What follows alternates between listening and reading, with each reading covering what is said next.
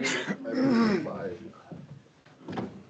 pledge allegiance to the flag of the United States of America and to the republic for which it stands, one nation, under God, indivisible, with liberty and justice for all. Good morning. We don't have much of an audience this morning. Okay, any changes to the agenda? No. No? I have something. You have something else? We did, Carrie, you're going to cover that in your, the legislative priorities, just because that's urgent. We're going to cover that in your administrator's report. I'm just going to reference that I sent it to you, and then if there's anything in addition that you want me to add or take off or modify, I could certainly do that and then make copies for all of you. All right. If no changes to the agenda, I'll entertain a motion to confirm it.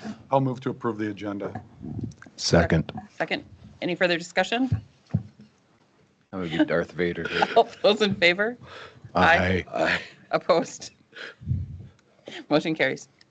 Luke, I'm your father. Minutes. I have some changes. I'll just wait. I gotta find it. You want to go first? Because I'm ready. Go ahead. Page 2 of 3, under number 5, under County Administrator Blight Property Workflow Information. I thought maybe we should say Blight Property Procedural, because they're all procedures, Sure. information. Rather than workable. That's what I thought, but that's all I had. Madam Chair, on page 3 of 3, just a couple clarifications on IT. The first, I'd like to have it include how many PCs instead of just the total amount. Because it looks like that's one big PC we're buying there. And then on the second one, under Veteran Services, motion is and second to approve the intern placement at no cost to county. Probably reference it's in the Veteran Service Office, just for, but it was the Veteran Service presenting, but Intern placement in the Veteran Services right, Office. for and then just for the summer or just for the time frame it was. That was it. Actually, there was those corrections. They're not corrections. They're just additional information that aren't really necessary. But if people are reading it, it's just nice to have a little bit Clear. because the minutes were perfect, but there was no mistakes at all. Well, they're perfect now, Barry. No, there were no mistakes. There were no mistakes. Yeah. Just And asking I for No grammatical error. I didn't find any. No punctuation. No punctuation, no commas. Comma. The only one that comma. there's no corrections. It's just additional information that might be helpful. Under Human Resources with the compensation system policy, we did, as you know, it's coming back today. We did have conversation about department heads. So I don't know if we want to. About leadership pay. If we want to make note of that in The minutes. the minutes, because now we're going to come back today to It may discuss. be better for the flow. Yeah, She'll bring back information. Mhm. Go into today. yeah. That was all I had. I'll make a motion to approve the minutes with changes. All right, Dave, motion. Do Not we have a second? corrections. Second. All right, any further discussion? All those in favor? Aye. Opposed? Motion carries. Anybody want to pull anything from the consent agenda? Madam Chair, I'd like to pull number 5. Okay. Anybody else? Where do we want to, do we put that after, Steve is. is Steve coming? Oh, Steve's Steve's coming at coming. 9:30, so. Yeah. That's a number 2. Can anyone guess that voice? You had one note, No, just like the TV show. You have one note to guess that voice. Anyone? Todd? Nate? Tiara? The guess is Tiara. Oh, was it Tiara? no. No. Darn. No, I don't know. Who that word. I'd have said Denise. Okay, any further discussion Oh, it is. on the consent agenda? Otherwise, I'll entertain a motion to approve it. I'll make a motion to approve the consent agenda with the changes. Do I have a second? A second. Any further discussion? Just a question. I think this was under, I had some comments on a couple of those boarding rates on the sheriff, because there was the graph below it, and then there was the rate, they were different. So just on the resolution, it was different than that box. So So I just want to make sure that when we approve it. accurate information in the resolution, is that It true? was, Did you see that too? Anyone else see that? The rates for a couple that had those just square boxes on, trying to find it real it's quick. page, It's page 60 is where they start. I didn't know it. It was under, yeah, it was under sheriff. It was the, So the deputy contracted services, the rate for the 26 feet on that box is different than. The 120? It says 120 on the resolution Yeah. and 100 in the box. it So says 100 in the box. I can't, Um, it's both, Was just for our committee meeting mainly to Yeah. show where we are currently at. so the box is just for, but it shows 26 feet, but just the boxes are irrelevant in this, in the Yeah, it's the resolution. resolution. The box is what we are currently at. So the resolution is correct. But they were different, so it was confusing if you looked at, the box number was different than the resolution number. Got it. okay, any further discussion? If not, I'll entertain a motion to approve the consent agenda. Already did that? Yeah. All those in favor signify by saying aye. Aye. Opposed? Motion carried. Do we have anybody for open forum? Jerry, you didn't have anything? Jerry, you get a haircut? Jerry, you look very nice Yeah, there. you look respectable and like a good citizen of Becker County. It looks good. It looks good. Reminds me of that show Columbo when he had to go to that stylist to interview him and he got all fancied up. You know the Columbo show? One of my favorite shows, Columbo. Okay. I digress. Reports. Who wants to start? I'll go first. I had the watershed. Chuck Becker did a presentation at the watershed concerning wake boats, so that's probably going to be coming back, and don't want that to fall off. He was proposing no wake boats in Becker County on Fox, Pickerel, and Big Sugar Bush. Regional C&D, construction demolition. I just want to hand this out again. You guys can give these back if you want when you're done, but this is the map of the regional C&D, the area. I've been sitting in on this committee and just listening. Some more information keeps coming up all the time. June is going to be the end date for this. We've been working on this it'll be a year in June. But in that region you have there, that region produces about 250,000 cubic yards of loose construction demolition. What's in a house? Shingles, wood, cement, insulation. So of that 250,000, Becker County produces about 44,500, which is about 20%. So it's 9 counties. We're producing a little more than the average, which makes sense. Wadena and Todd County don't produce a lot. We produce a little more. Currently at the Becker County landfill, now this can always change a little bit, but we have about 40 plus years of capacity there for construction and demolition. That includes Haug, because of the Haug pit down on by Lake Melissa is going to be closing. So we just assume that material is going to be coming to the Becker County Transfer Station. Currently, we have about 1 million cubic yards of permitted compacted airspace out at our C&D landfill. So late this year or next year, the MPCA is going to be coming out with some new rules. We're assuming there's going to need to be liners put in these C&D landfills, which is a big expense. When those rules do come out, we're probably going to have about 8 years to implement. So that'd be 2034. So all this information is preliminary, but we're going to have to do something down the road, or someone else sitting in our seats is going to have to do something. Liners can either be clay or they can be synthetic. That is yet to be determined. So right now, as it sits, if we're not going to put in a line, if we're not going to change anything, and these rules come out, we're either going to have to haul our C&D waste to either Gwinner, because they've got a lined facility, or Demcon down in the city, Shakopee. Great expense, great transportation expense. That's one option. Second one, same kind of expense, probably more expense, would be to create 1 or 2 regional landfills.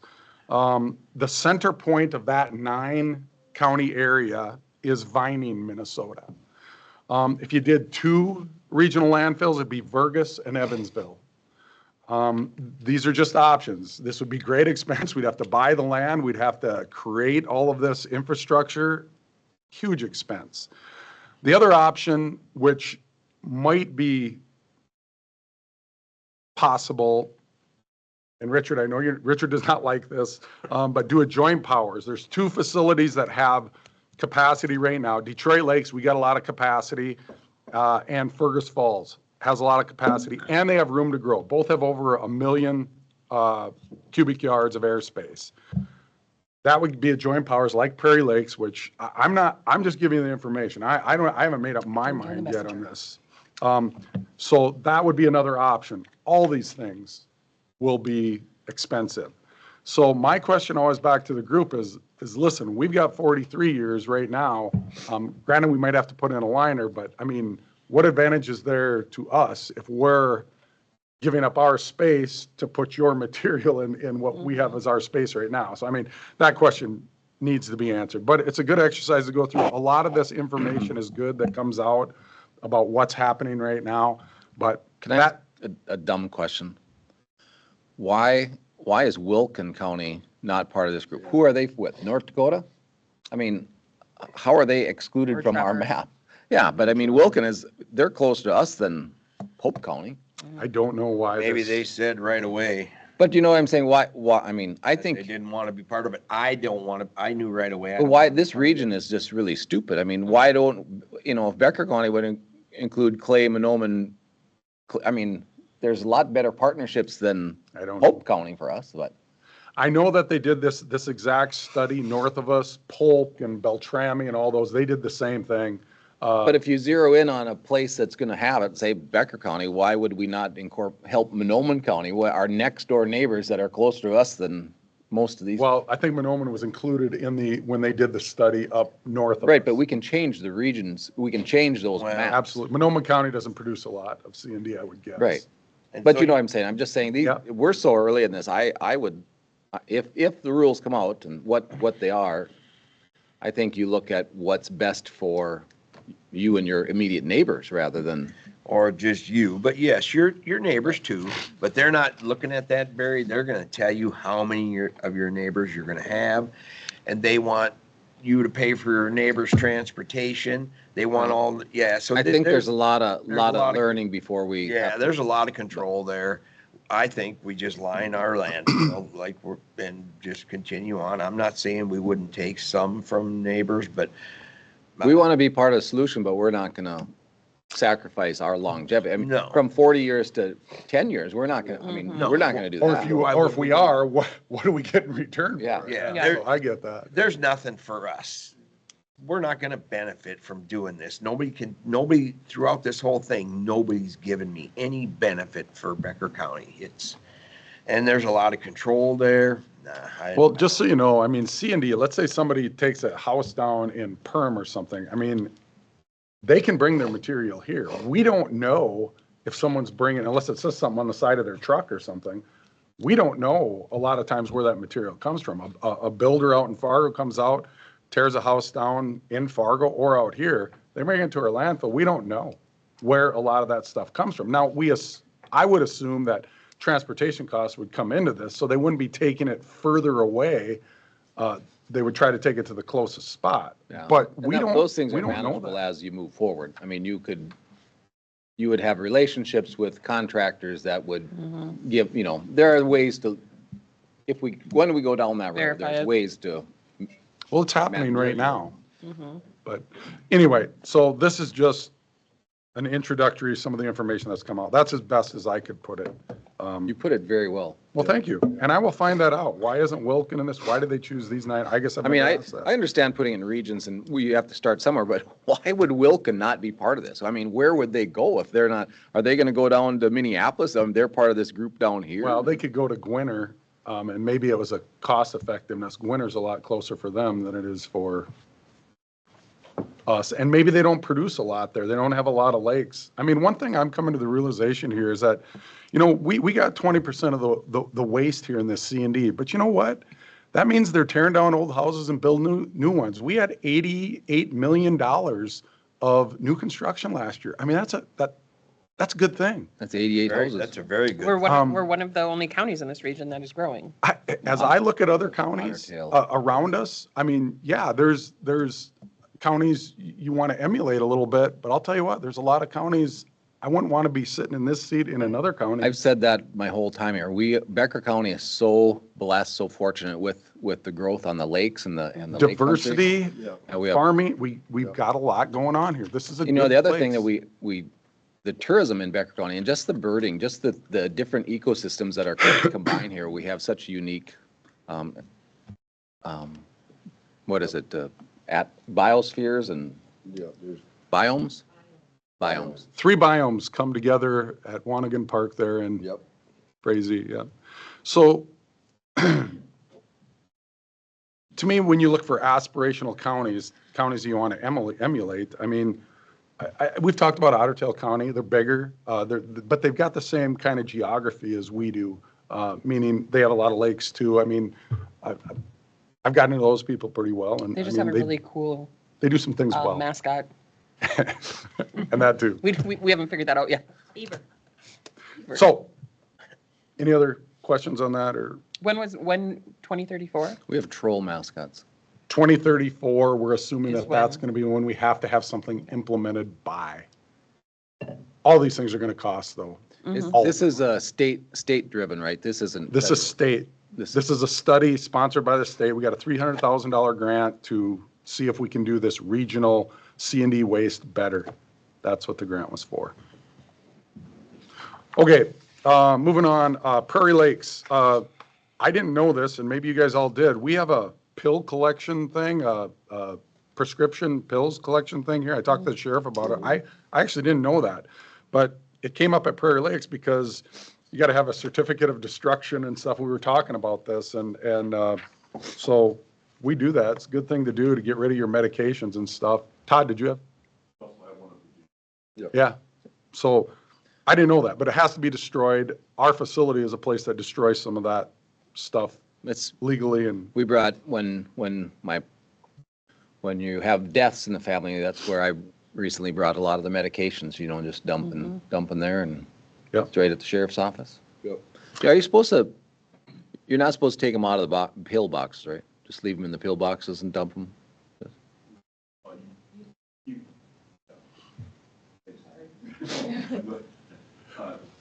Just no plastic bags, that's all you And needles there, dude, what do you do with needles? Can, see.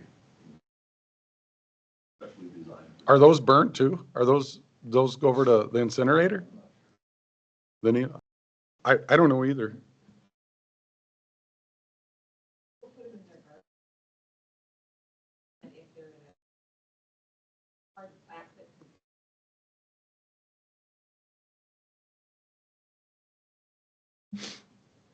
Prairie Lakes? Okay, if it goes in the garbage though, it could just as likely go to the landfill in Fargo or Grand Forks. I mean, we wouldn't know that at the transfer station where that goes, but that's a conversation for another day, I guess. Also, so we were talking, I told you guys about the ash being in the Becker County roads, Highway 39 and 40. That went out to bids. So we got all our technical stuff from Braun Endertech done. So that's out to bid now by Jim, by our highway department. time's up. One thing, so Otter Tail County applied for a CAP grant for our ash facility over there. They have jacketed this with a transfer station over there. I'm trying to get some they want us to support it, which we want to support the ash facility, but I've asked Chris McCon, who is the Steve Skoog of Otter Tail County, I've asked him to clarify what we are supporting there. The ash facility, we want to support because we're joint powers with that. The transfer station gets a little more elusive. That's their deal, but they jacketed it. They go together. So he asked if he could sit in on our meetings down in St. Paul tomorrow. I said yes, but I wanted some clarity on this. So we're running up to the time now. But Chris McCon may be sitting in. I wanted some more clarification on what that looks like because, you know, high tide floats all boats. We want to support our neighbors, but the transfer station really doesn't affect us. It affects Otter Tail County. He's put those together in a cap grant with the ash facility, so just be aware that that may be happening down there. Planning and zoning, everything is on the agenda that will be coming up, so I'll just skip over that. Environmental, me and Richard sat on that. There's a lot going on environmental. We got a 10-year solid waste management plan we got to come up with. That's what you pulled. Yep. But just understand this too. I didn't know this till our meeting. We've got a 10-year permit that we've got to operate our facility, which is going to cost about 40 grand, that we're going to have to approve in the next month here. I mean, this is by the state. We don't have any say in it. We don't control it. So these two things, the solid waste management plan and the 10-year permit, are both coming due this year. And we're going to have to, I mean, we can't not do it, and we're going to have to pay for it. I assumed we budgeted for it though. Oh, yeah. Yeah. Yeah, you knew it was coming. We talked about the MRF, material recovery facility, the recycling. We're getting out bids for a metering drum. We think that could help our flow a little better there. Also, we've got 30 or 40 years of compost out there. I've asked Steve to move forward with, let's trommel that, let's turn that into something good, and let's try to sell it or get rid of it. I mean, we've got a pile of it. It just keeps building year after year. So we're making some inroads in that. Organics is growing. We've got some more places in Frazee. We're going to try to move out to Cormorant area. Barry, if you could help us with that this summer to get some You need a sites truck? out there. Oh, Our organics program. thought you needed a truck.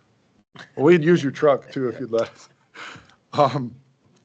And also, we will be doing a tire recycling thing this spring. I don't know what the parameters will be for that yet, but we're going to do it. We're going to try it. Tractor tires included? Maybe Maybe I mean, one. tractor, A truck half of one tires. for you, Barry. I got, You know, Richard said it. We were sitting in a meeting last month and he said, you know, those people are taxpayers too. And, you know, we want to do just car tires, but, you know, that's. Farmers have paid a lot of money in the last couple of years in property taxes. They have. So we're trying to figure out, I asked Steve to come up with some costs. You know, what would it be if we got 1,000 tires, 2,000 tires, 500 tires? So we're going to see what the county's going to have to come up with. But you know what? It cleans up our county. That's our mission out there. It'd be money well spent.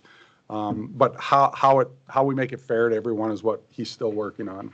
you know, most times when you go and get your tires changed now, they just keep them and charge you disposal automatically. I mean, you know, Correct. back in the day, you never left your tires there, so. Yeah. But to us, it's That- just by the pound. My whole life, I've always left my tires. Left Must- them. Yeah, I must be way younger than you guys. Or, I won't say it, or a lot richer than us. Yeah. So No, anyway, I don't think so. we'll be doing that in the spring. There'll be some form of, some will be free, some may be reduced cost, some may go by the pound if people are bringing in, you know, those off silage piles and stuff. So we're trying to come up with that right now. And you still got that commissioners free for everything thing going? No, we don't have that, Oh. Barry. The other thing, two other things. I mean, last meeting, we implemented a policy, the heater policy, no problem, but Brian McDonald sent out that window thing. I mean, what are we doing with the courthouse? Why, are we going to do something about that or to solve that issue? I mean, they got to have heaters because the windows are leaking so bad and they're frosting up. I mean, are we going to do something about that or is that in Be the, warm now. well, but then next year's coming. We'll worry about it next year. I just don't want to, No, I really, mean, we should. he made a probably good have point and Somebody in maintenance look at that. I think- Maintenance has looked at it. Yeah. It's expensive. I mean, Basically, I think what you're looking. I'm gonna turn on my mic for you. Maintenance has looked at that, and really what it would be is replacing windows, Yeah. Is it just the windows or is the wall that cold too? that too. So, Some insulation. Heating, different heat, I mean, I know that it's been looked at by Brent and and he may have even had somebody from the outside looking at that. We can certainly move forward with, figuring out what the fix to that would be.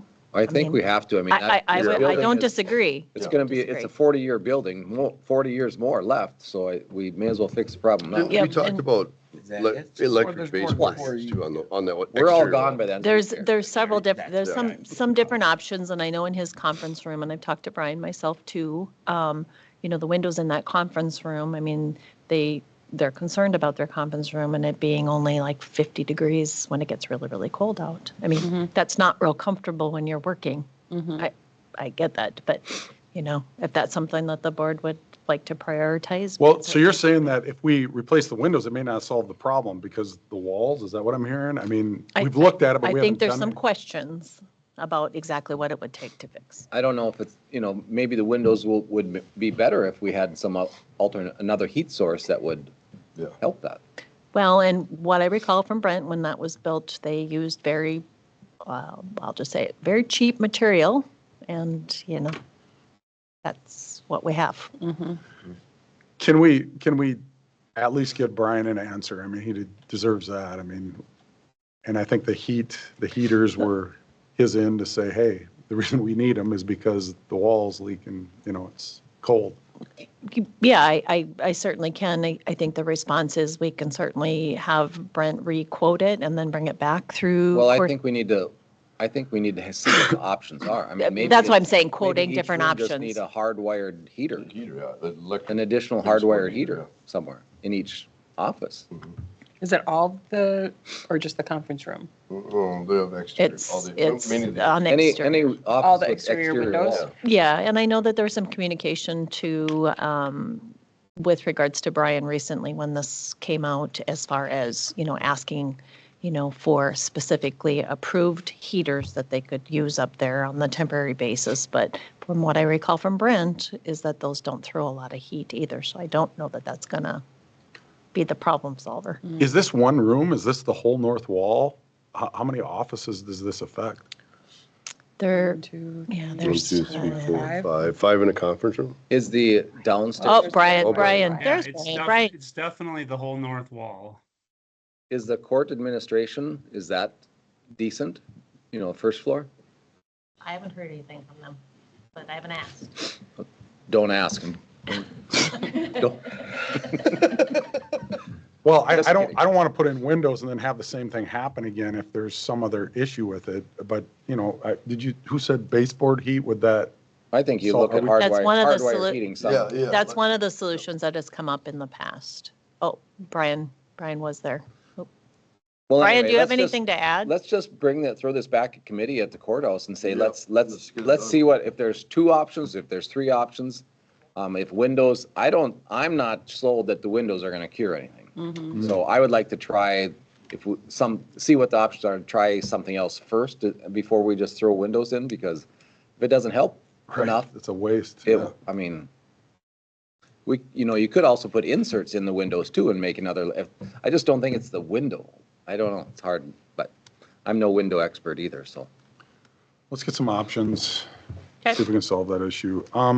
The other thing is this is being in finance. I mean, I really think that we have to come up with some kind of a pay policy. We can't be going a year and then paying people and I'm talking about the EDA board, the Board of Adjustments, diems. the RAC, the extension.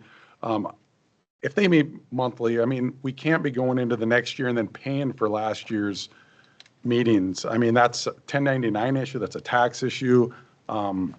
I don't know what that looks like, but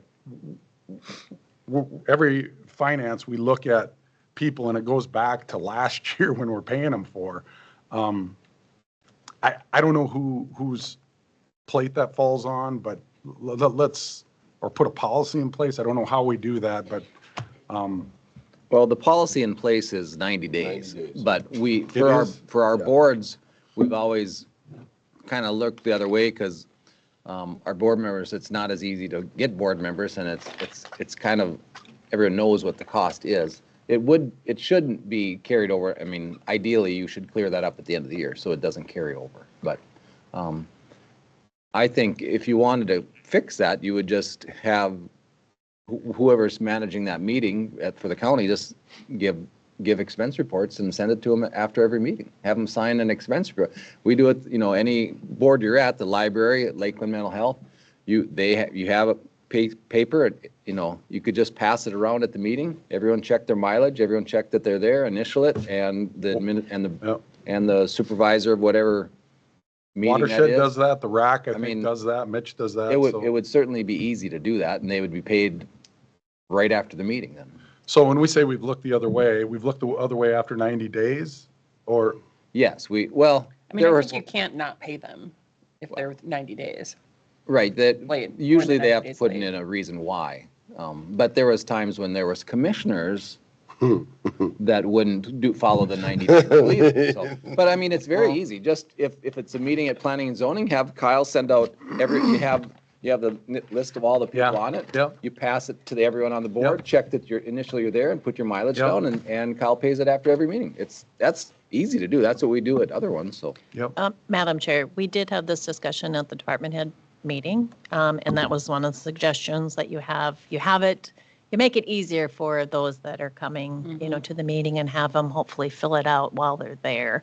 But also, I think it's important to note that when you have these late requests too, it can potentially affect our financial audit because things are so late. So we really do need to shore this up. I do agree with you. And some type of policy about what we can do and what we can't do as far as reimbursement.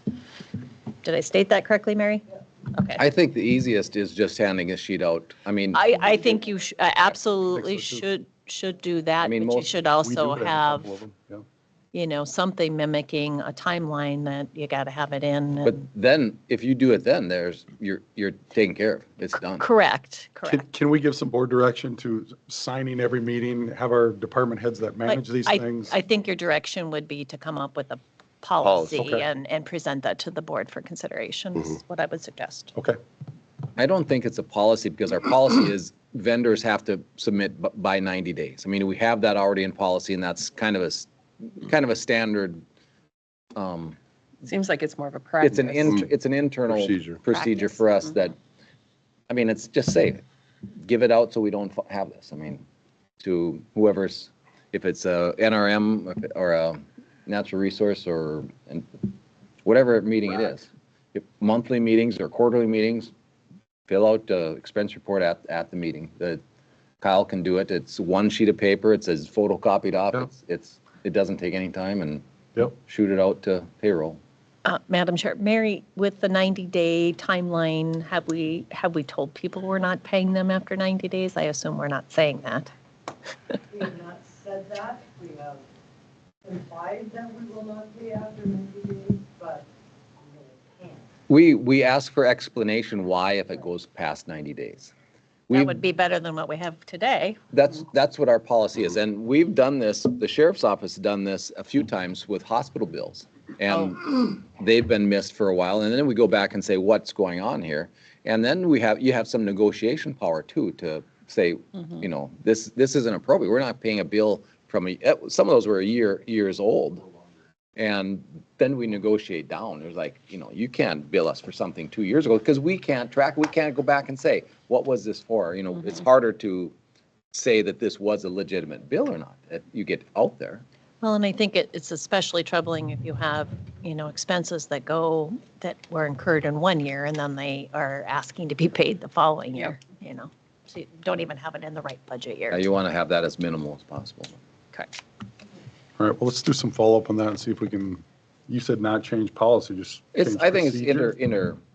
Yeah, it's I think it's what we had discussions was I didn't practice. realize it was happening at the sheriff too. I thought this was just the boards, the No. exterior boards, like the, Oh, this is Adjustments, county plans. policy, 90 days. yeah. Okay.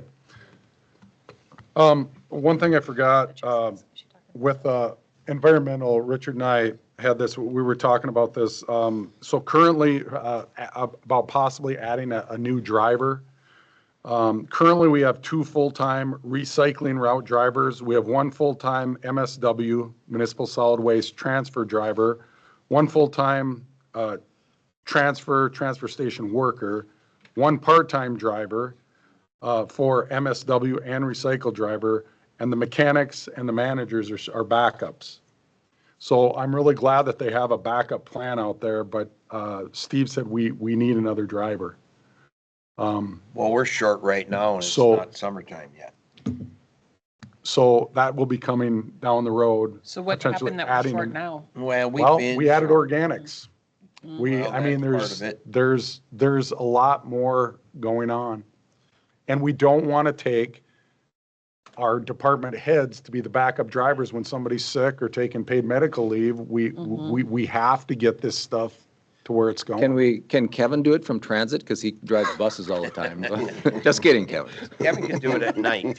So, Well, the thing I would like to see then is, I mean, I mean, besides just raising tipping fees, where is the money coming from adding? we're going to, he's So mocking that's something where up I'm gonna right be now, going. what it would look like. And that's what, I mean, it's nice that we have all these programs in recycling and organics but at what cost? I mean, where do we get reimbursed for the expenses of this? I mean, is Yeah. it just tipping fees that we're saving at the incinerator? So, Well, And this is the problem with recycling and growing. I mean, Because if- we've been growing and I'm not so sure we should keep growing. We have been growing out there and you can't keep growing without, so I'm against growing anymore at the landfill. So just to put this in perspective, okay, so right now we have some sheetrock up there. We've got a plan that we're going to do some sheetrock recycling. Well, the big picture is we're keeping the sheetrock out of the landfill. That's a good thing. Okay, then the next question is at what cost? Yeah. So we're bringing a grinder in. Actually, there he is right there. He's a We're bringing he's a grinder. we're bringing a grinder in that, and Oh, we're subsidizing some of the costs to come in to see if we can grind this sheetrock. We're going to put it in big totes. We're going to put the totes aside. We're going to try to sell it to put it on farmers' fields or something like that. Well, none of that has been determined yet. We got to get it ground first. We got to get the paper out of it. So we are trying some things. well, that's just it. And that you take- one should come out for us. We've already got tipping fees on the sheetrock, and we're looking at getting paid for it once it's done. That's probably not gonna take us so much time, but this recycling, this organics, which organics is important for Prairie Lakes and other places, but still, it all costs money. And so I don't know what you do there. What is the value? Okay, Yeah. Prairie Lakes was decided several years ago. We pay twice as much to take stuff over to Prairie Lakes as we do to put it in the landfill. Is that a good thing? From my year on the board, I would say, you know what? That was a good investment. That is a good thing. To burn it rather than bury it. But it cost all of our taxpayers. It's $160 to take it over there. It's $80 per ton to put it in the landfill. That decision was made. I came into it, but I see some advantages to it. Was that the cheapest way to go? No. Was it the right thing to do? I mean, everybody can make up their own mind on that. So, I mean, this waste disposal, it just costs money. We're talking about liners now in these C&D landfills. It's the right thing to do for the environment. I mean, what It are is. we gonna be told we have to do, or We should I be don't know. doing it anyway. We should have a liner in there. I don't care. I know it costs money, but we shouldn't be polluting the aquifer. And we've polluted it and you can't fix it now and we should quit doing it, but. that's all I got. Thank you for letting me. Well, good Madam Chair, conversation. I handed out the Lakeland Mental Health annual report. Look at it at your leisure. We did end up in the positive, 1.7% positive. Obviously, if you want, if you look more in depth, we didn't meet budget. I didn't meet our income budget, but we then reduced obviously expenses too. So we had a 1.7, it's profit or to the blacks. Let you look through that. So I don't know, UCare is, owes Lakeland Mental Health 357,000 for 25, and they're probably, they're not paying bills anymore. So they expect to get some of that back. And I don't really know all the details on why UCare is not moving forward and paying, but Yeah, that was one of the, with the, over at Human Services, UCare was one that we quit providing case management yeah, services. there for. must be not in Yeah, I think business they're- or done. We have, Meaning they went out of business, or? I think they're being bought out by a different, I and think. they're Don't not, quote they're me. not paying. Don't quote me on that name. They're not paying, if any bills that weren't submitted, they're not even paying. So, anyway, that's Lake Mental Health.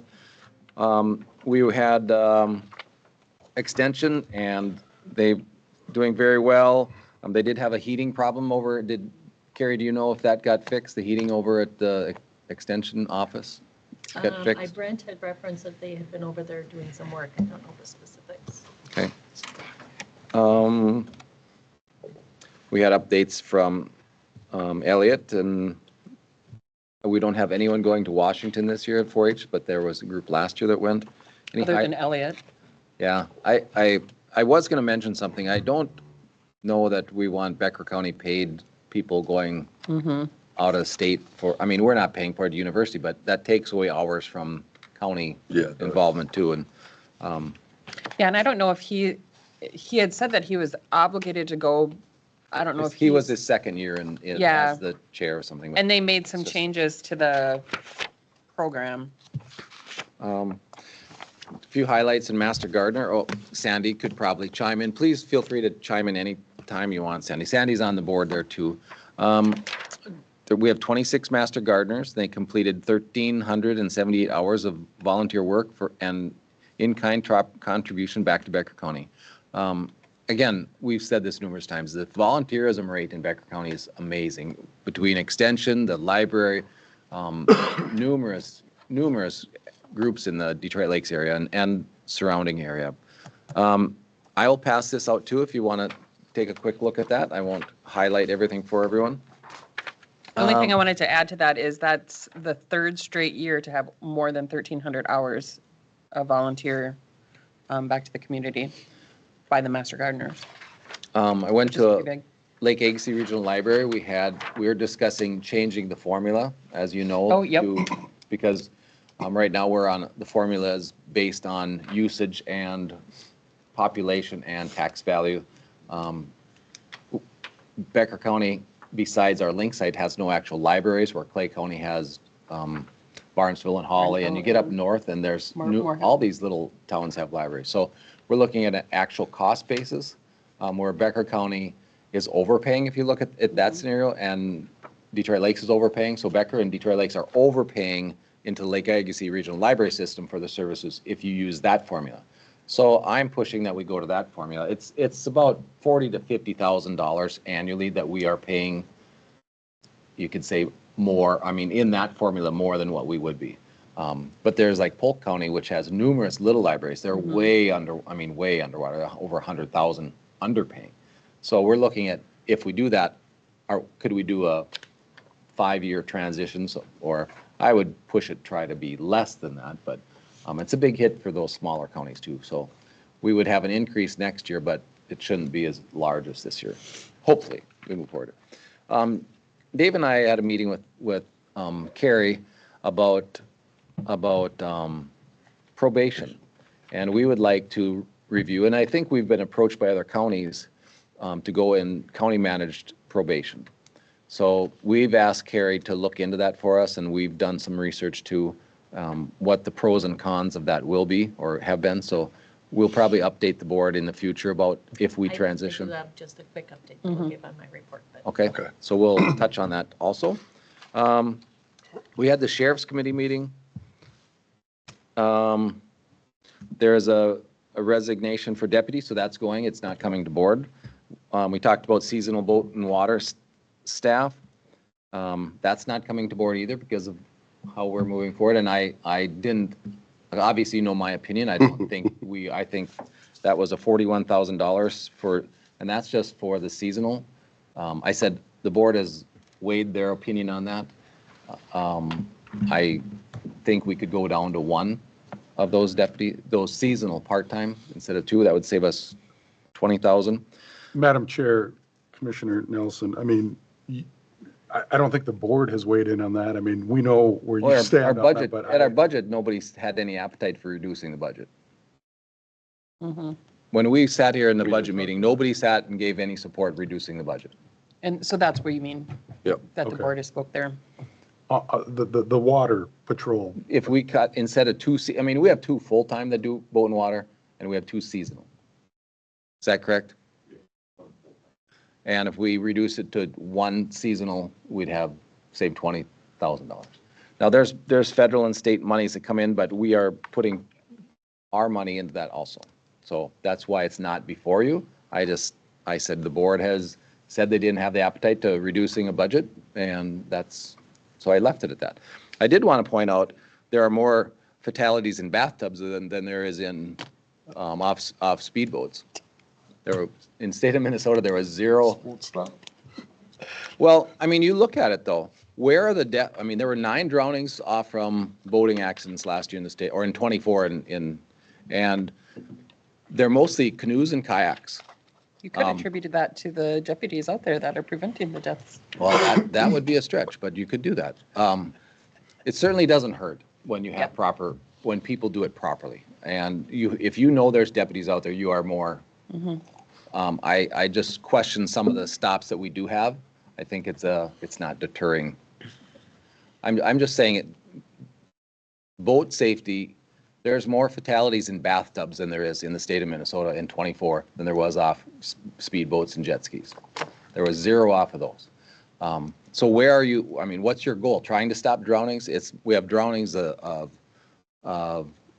people drowning just walking. I mean, I don't know if they're suicides but the state has these categorized on their web. You can Google every one of there was 9 drownings affiliated with boats. One was off a pontoon, guy was reaching for his hat and he fell in and drowned. I mean, they're detailed on how the drownings were.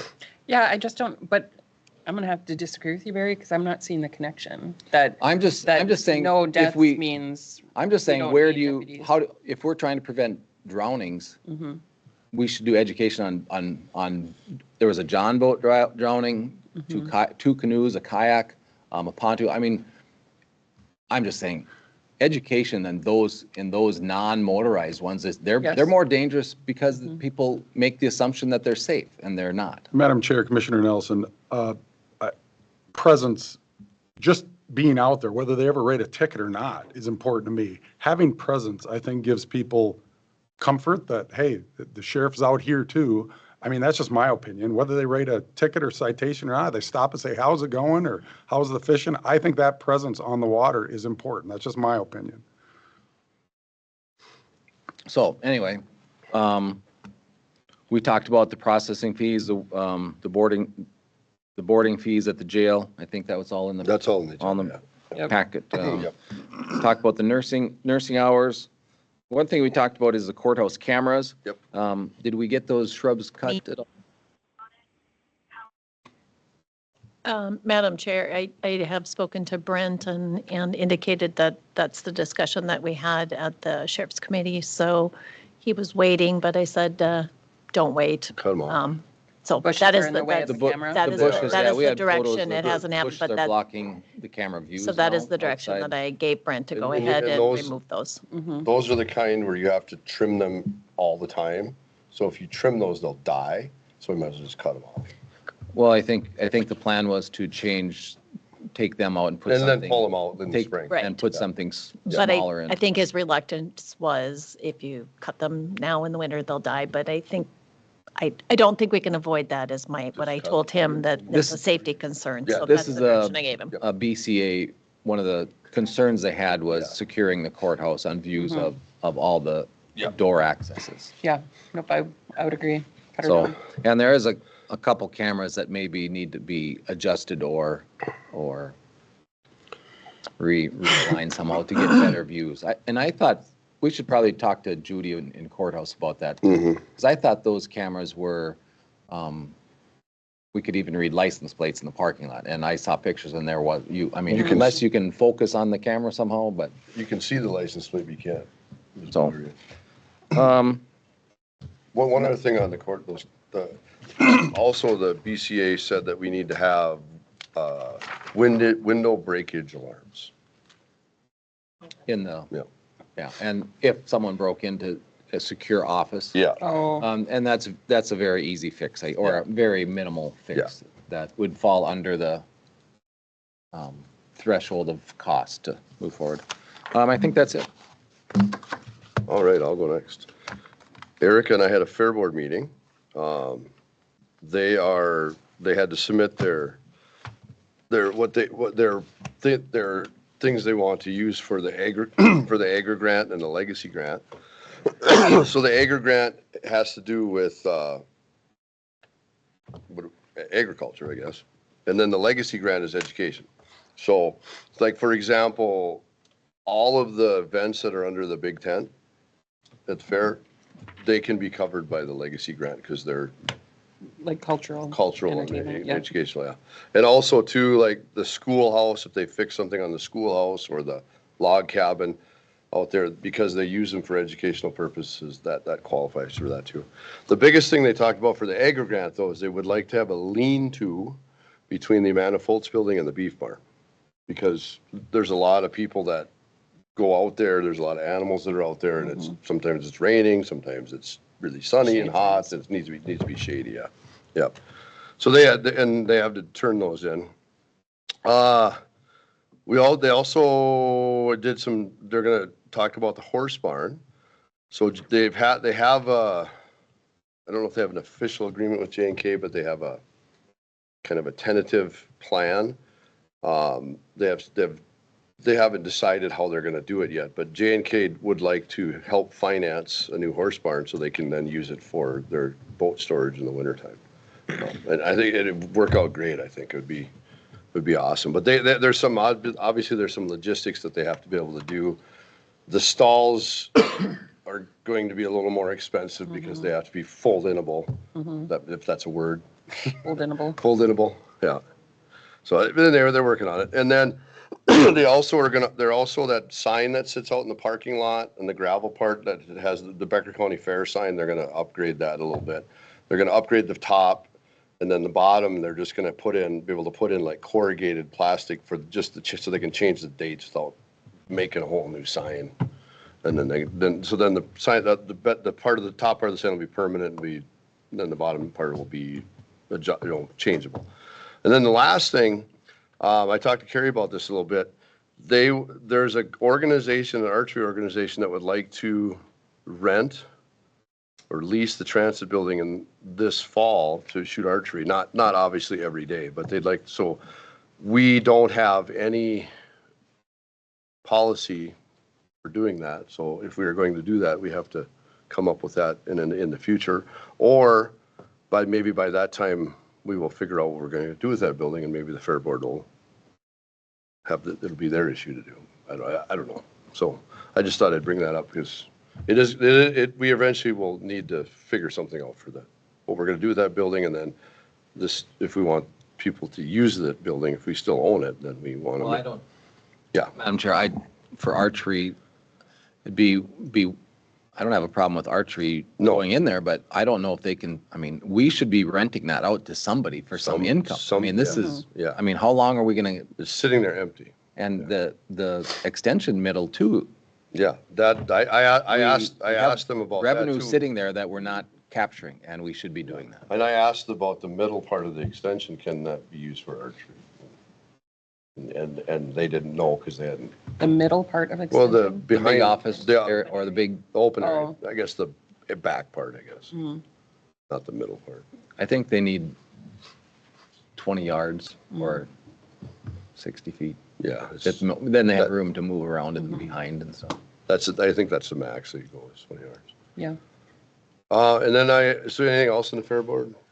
Just that there's, discussion to increase judge fees. Oh, that's for right. the- Yeah. Just Oh. that we're one of the lower paid Yeah. counties for, judge fees. And so they want to make sure that we're getting good qualified judges. So they're considering increasing the judge fees. Yeah, and we are really low. Mhm. Like, wow, why would a judge come to, Yeah, I mean, there were some that, Like, like, a couple hundred, Yeah. $200 to $300 lower? mhm. Yeah, You're talking like cattle judges? cattle judges, Yep. yeah, rabbit judges, And exhibit judges? yeah. And then just like everybody else's insurance, theirs went up 10%. Another thing too is they're, looking into, the fish tanks, Oh, yeah, that's right, yep. redoing the fish tanks to That was, see if they can get some funds for that, that was on the agri grant, yeah. Yeah. All right, and then I had a DAC meeting. The grant from T-Mobile that we signed off on as a county for the ADA swings is in the works. We have a plan. It's been sent to T-Mobile. We're gonna have a cement slab. We're gonna have the swings on it, and then we're gonna maybe have a shaded area, with a picnic table, an ADA picnic table. The only problem is it's cost way more than we thought it would. So we're gonna have to scale it down a little bit, but that's fine. It'll be a good thing to have for the clients to use out on the use outside when it's nice out. Madam Chair, Commissioner Meyer, Yeah. you're talking about playground. Were you talking about adding on to the building? Yep. too? So Yep. is that still in the works, or did this Yep. playground take the place of Nope, that? that's still in the works. So it's all of that. Yeah, so the slab will be done by the construction company that is going to do our remodel inside, and then the rest of it will be paid for through the grant. Yeah. So that's my next thing on here. So we had a meeting with Hammers Construction in our last board meeting, and they gave us some preliminary costs for the remodel project, the time frame. Not exact, but it's good. We're gonna have to vacate the building on the current plan for about 6 months. So we're gonna have to find a place to go. We have people working on that. We haven't come up with a good option or we haven't come up with a decent option yet, but we're working on that. But I tell you what, that building is gonna be nice when it's done. It's gonna be the space inside is gonna be very usable for the DAC. So we're looking at maybe trying to get the cost down. The middle part landed at like 1.7 million. So we're trying to get that down to about 1.5 million, or maybe a little bit less. But we'll see. There's some things we can cut out of it. Madam Chair, Commissioner Meyer, what is the county's role at the DAC? So I mean, we- we don't the provide county- any funding, right? The county pays waivers for the county clients to the DAC. Through our social services then? Correct. That's it. That's it? Yep. And you're on the board. But I'm on the as board, yeah. Representing, Yeah, I was appointed by this board. similar to like Mahoobie, like Yeah. I'm on the Okay. Mahoobie board Yeah. as a representative for Becker, but we don't. But it provide goes any- through our social services department. We don't, because like we appropriate for the library, we give money to the fair board. Yeah, we don't This is different. This no. goes this through. is advisory. Yeah. We don't appropriate money to them, no. And then we also have 3 new in-home services clients or residential clients. So of course, when we get more clients, we need to probably get another vehicle. So we have a lot of vehicles at the DAC. And then next week, we are conducting interviews for our executive director position. So hopefully by the end of next week, we have a new executive director. And that's all I have. All right. Well, I had environmental fill, and I don't have anything to add to that. And then I had EDA with Erica, where we're talking about we're required to do lead paint inspections on our homes. And it's ridiculously expensive. And the worst thing is that if there's lead paint, then we just gotta paint them. Well, we could paint them, all of them, for less than it costs to do the inspection. So it's very, we've been going through this at the board. None of us want to do it. We're going to have to do it. It's a requirement of HUD. It's a requirement. It's terrible, but Yeah, and so that's that. And then, Commissioner We're- Barber, so we're just gonna go ahead and paint them? no, that's what we want to do, but we We- can't. Can't we say that they're all lead and we're gonna paint them? Can't we accept that they're No, all lead and just so this is something that we should have done. painting? No, this lead testing many years ago, but there's never what been is- people in the area, so we've always gotten A a waiver or waiver and what exemption. happens though if we have lead paint and then we paint it? What happens when you demo it? Is there gonna be, it's all contaminated material? Or, I mean, what happens with that designation that it's got lead paint in this house? I don't know. That's a whole nother story, But I mean, but yeah, it gets really, Mhm. you know, they're even gonna do soil tests, which is amazing to me because soil comes, you know, people are moving soil around all the time. So they're gonna do a soil test in the yard too. It's a big waste of money in my opinion. We should just paint them. So, but we're gonna have to do it? We have to We have do to, it. or We've we use our been, HUD. Required. yeah, we've been trying to get around it. We're gonna have I to. imagine there's only, anything before what year? 19. 77 or something? Yeah, 74. Yeah, so we're, 18 houses meet that Yeah. criteria. How many? 18 of our houses. yeah, So we're looking at just under 71,000. yeah, it's ridiculous. And we have the capital funds. We have $65,000 in capital funds that the federal government provides us to provide, or, do maintenance and other projects on our houses every year. But that was already designated. I think we were going to do a couple roofs and some flooring. And so what that means is now that capital funds will have to go to this lead testing instead of, and all of our work will have to get We're gonna end up put off painting for a them year. anyway. Yeah, instead of shingles and important things, we're gonna, Mm-hmm. yeah, so that's the government for you. And then we're working on starting an EDA loan fund, so maybe get grants for this fund, and with that fund, we could maybe, give loans to small business, we could maybe do housing, I don't know, so that's. Yeah, we've talked to a couple different ones, like one specific for housing and one for small business startup. Like gap so, funding, I think is what we call Yeah, it. yeah. So I don't know, everything goes really slow there, but that's what we're working on. I don't know if that's all I have, Erica, unless you want to add something to that. Yep, just a couple things. Our RFP for Maple Avenue closes on Friday. So we will have the bid opening for that. And Cody believes we'll probably have at least three bids to review, so that's good. And then just an update on our housing, all of our public housing units are full.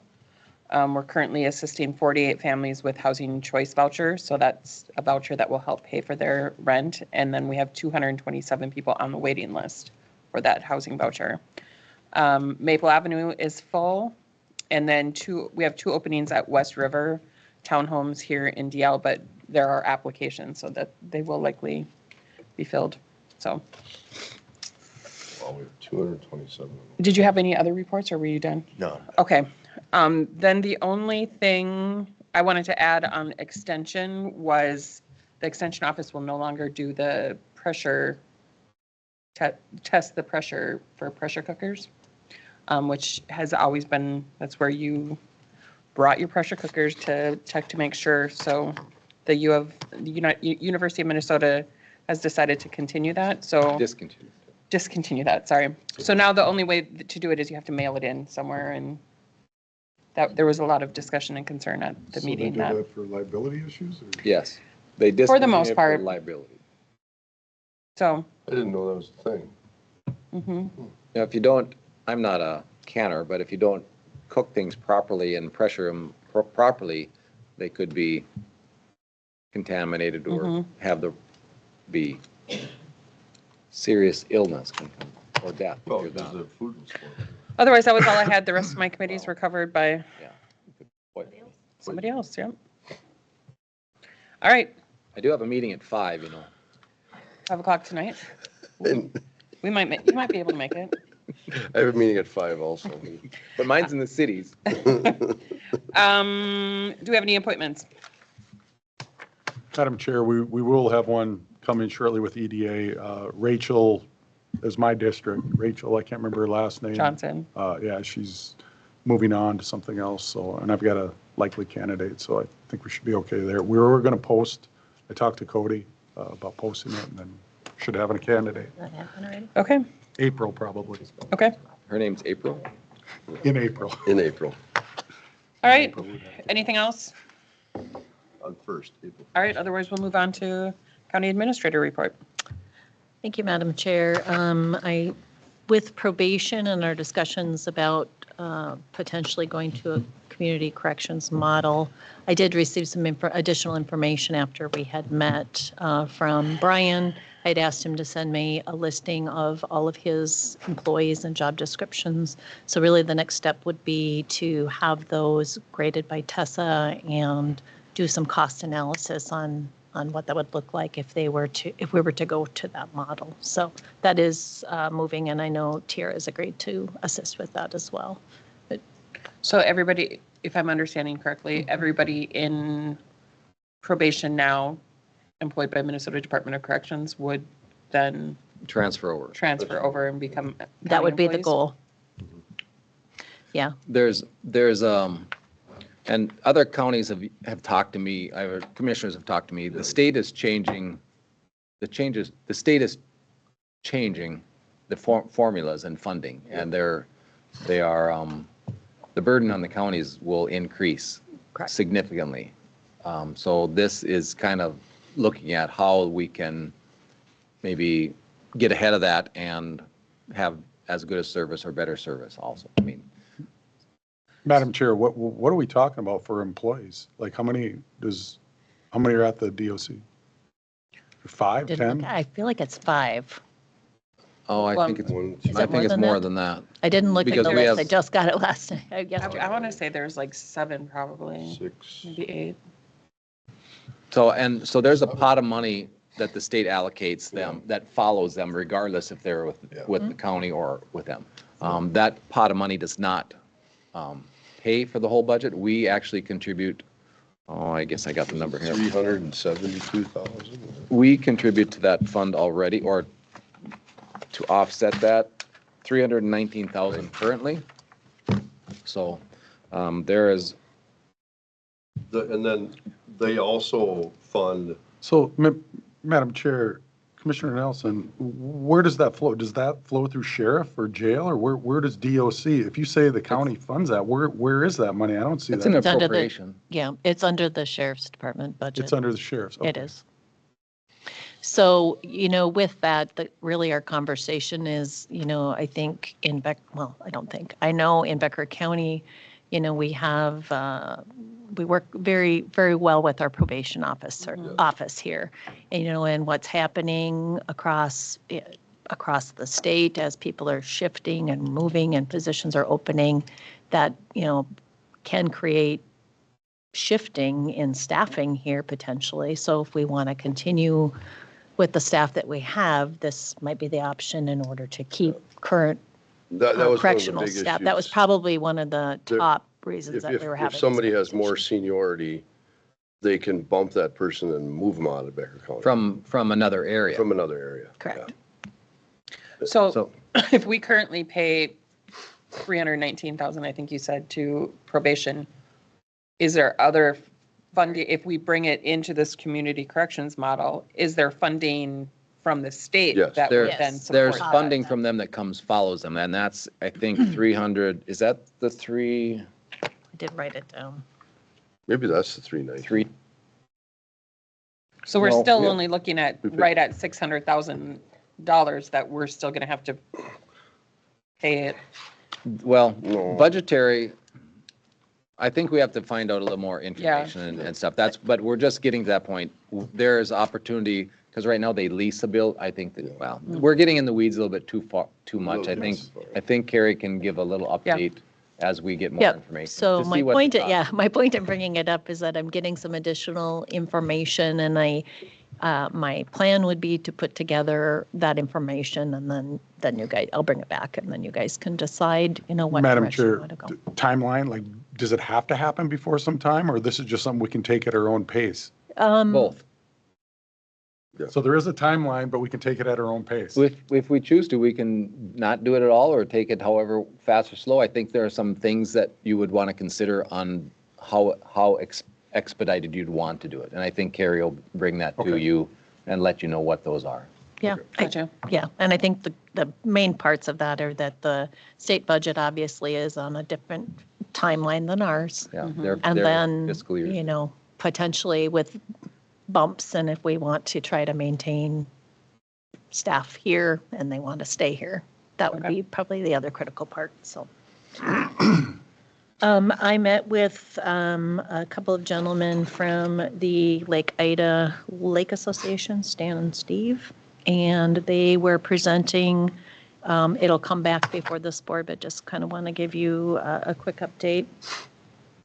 They have some needs on their lake specifically for drainage, and so we'll be coming back to, you know, potentially ask board for board approval for forming a lake improvement district specific to their lake.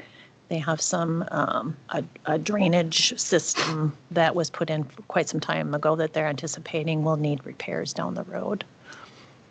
I don't believe in Becker County. I think maybe they reached out to, was it Yes, I you? think- And I didn't know about county Lake is- Improvement District. The I had county to is the best research it. option. There's a little tiny bit of this in Otter Tail County. And, Correct. it's just not, to form a joint powers for that would be not. I think they're talking to fix or to replace what's currently there because it's starting to need repair. It's about 60,000, I think. So they said 60 to 80. So, form a lake improvement district, then all our role would be to be taxing that lake improvement district to pay for that. On behalf of It's not their a, project. it's not a financial thing for us. It's a pass through. We You're currently, welcome, Mary. More work? There is a cost, but it's staff time, it's setting it up. we charge administration fee, so it's not a cost to Becker. Yeah. It's a service to our people. Soil and Water does a Toad Lake improvement. I mean, there's numerous ones that taxing districts that we. So anyway, that'll be coming in the future.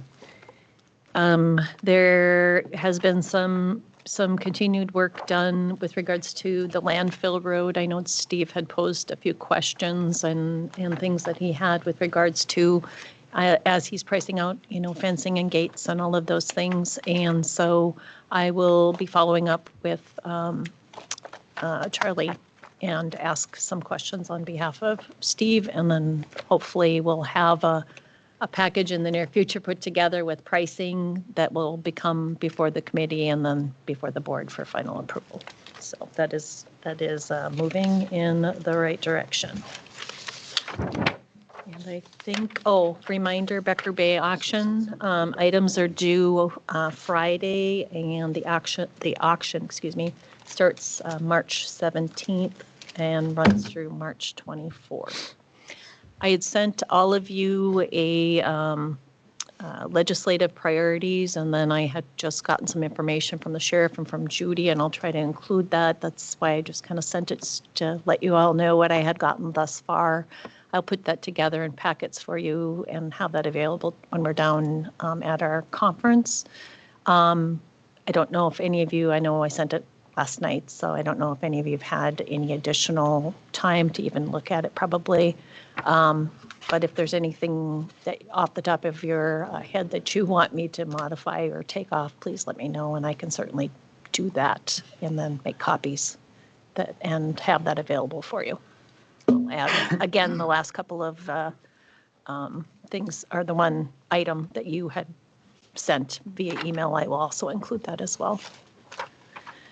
Let's see here. Susan Severson had indicated that there's a House File 1567 that's looking to expand. You know how with the current judges, they're able to hide their real estate property, so you can't, the general public doesn't have access to the information. There's a House File that is looking at expanding that to legislators and also, it looks like peace officers. Were you aware of that, Sheriff? I heard about it. Okay. So she just sent that to me and this is part of what we kind of predicted that it would probably start extending to, other individuals outside of, right now, it pertains to judges. And I know we ran through an exercise here in county with the different departments that have a piece on that and did a workflow and a tracking mechanism to make sure that it got done when I think we it was did Judy or this. Mary brought up a good question. What happens if they are delinquent in their taxes and we are required to publish them? I think that's a question that we potentially should be asking. I don't know that I have not heard that question asked, but that's a great question. So they did it for safety issues, like so people can't track you down? Is that? That Don't was have, the don't have your initial- home address. Yeah. They don't have access to, on our system, our online system. I think you could Google it though anywhere and it'll pop it up. Well, exactly. I think if you truly, they're just not, they're making it harder for people. That's what I would say about it. I think that's all that I have in my report. The next item that I have is wanting to have discussion with the board about the potential or possibility and direction of looking, Mary, as you all know, Mary has sent notice to the board that she does not intend to file for reelection. She has not given a timeline because she wants to stay out for as long as ever. So she has not given an actual timeline as far as when she potentially will be exiting. It's safe to say it's on or before December 31st. On or before? Okay. It's on or before January 5th, 2027. Correct. So I reviewed. Most likely before. So there It's according to me. there's specific circumstances in statute that allow for a board to move from an elected position to an appointed position. And the statute, I believe, was that included in the packet? Okay. Oh, you got it up there. Yes. So Mary has given notice with regards to her intent not to file for reelection. So that would be under 2. And then there's a couple of other 64. applicable. 64 and 65 and 66. When I read this statute, it's I think it's 1 and 2 or 3, and we do not have 1. We do not have a vacancy. What do you mean it's 1 and 2 or 3? One, if you read it, you have to have 1 and 2, or you have to have 3. So we don't have an official resignation, so we don't have a vacancy. If you look under the statute that determines what a vacancy is, there's 8 things that determine a vacancy, and the one that applies here would be a resignation. And we don't have that. Correct. So I don't think we can do this until we have that. Well, we need to do it. Can we get that? Well, I'm just looking at this whole thing, and when you look at the requirements to be our auditor treasurer, it's alarming that you have to be 18 years old, and that's it. What is this, 375? And this is a very important Yeah. position. We're very fortunate to have you, Mary, but we may not get somebody that's qualified if we're limited only to Becker County. We can't make any requirements on this person. This is a very important job, and I'd love it if you'd stay. I know you're not going to, but I'm so afraid of what we could end up with if we leave this as elected. We can't put any requirements on it. You just have to be 18 years old, and What's the requirement for your position?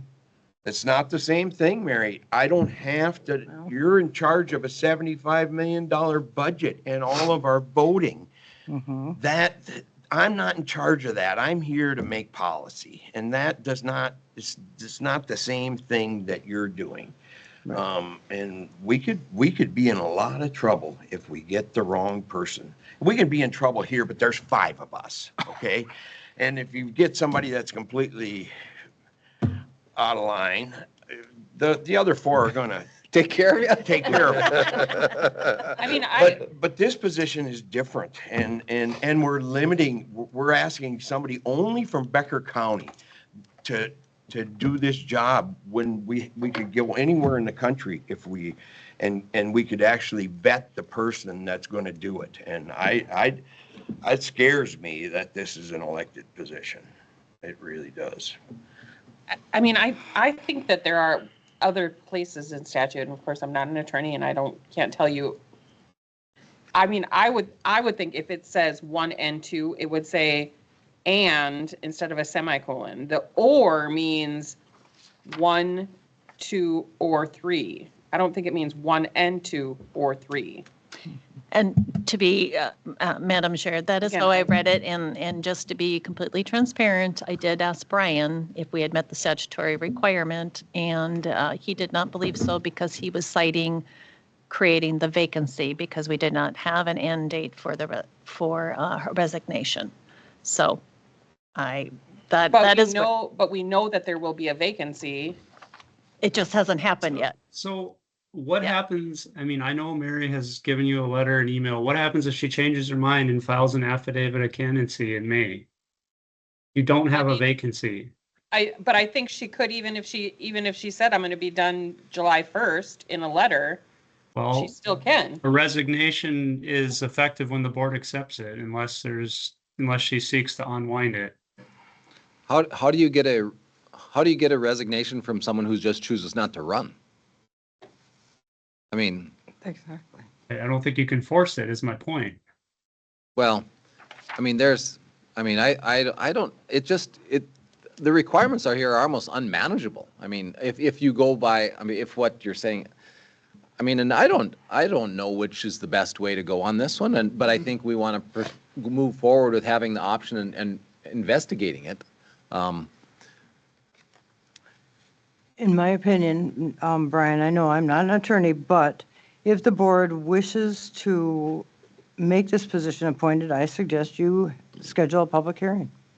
Hear from the voters, hear from the taxpayers. There's enough time for you to do that. But if we wait, we'll run out of time. You will run out of time. May 6th, we have to publish the affidavit of candidacy for the election. So it says you must publish a proposed resolution notifying the public of the intent for 2 consecutive weeks to be followed then by a public hearing, which could be held at the March 17th meeting. Well, Yeah, and I had sent out a potential timeline to all of you outlining exactly what this process potentially could look like if that's the avenue. Well, Madam Chair, my suggestion is move forward with this timeline, have the public meetings at our board meetings or other, and we'll navigate this, and we'll make sure we're compliant. I mean, we're not going to circumvent it. If we find out we're not, we're not. And I mean, we could ask for legislative approval to a point also. I mean, that's how we used to do it. They used to allow that legislatively. That's how you got it. And every county was doing it. I mean, most counties probably now are appointed, and the legislation finally got tired of having each county come and say, you know what, this is how you do it. We're gonna allow it this way. So Under these circumstances. under these circumstances. So we have a avenue. It's just the timeliness might be an issue for us. So Yeah, I mean, I think the more I read this, to me, it makes sense that 1 and 2 are separate. Because you could have a vacancy, you could have somebody walks off the job. I mean, you could have a vacancy without number 2. we could find out we have So- a vacancy after Mary doesn't file, then we have a vacancy. But we don't know for sure that. But if we move forward at the proper process, we're doing those timelines correctly. And then if Mary chooses to run again, then we don't have vacancy and it's a moot point. But we know the indication she's not planning on running. So we're planning for the vacancy and doing the proper timeliness as we're planning for the vacancy. And we'll know the vacancy is coming here when there's no filing or we receive a resignation. And she has notified us that she is not going to run. Creating a vacancy. And as Brian says, if she decides that she's going to file, by then we would have already decided. We would potentially have decided by that time if we're going to Go to an appointed. go to an appointed. So that's kind of a moot point in that if she decides and changes her mind, too late, Mary, if we decide to. I'm not sure the legal things, but I think I think we can find those questions, answers to those questions as we move forward in the process.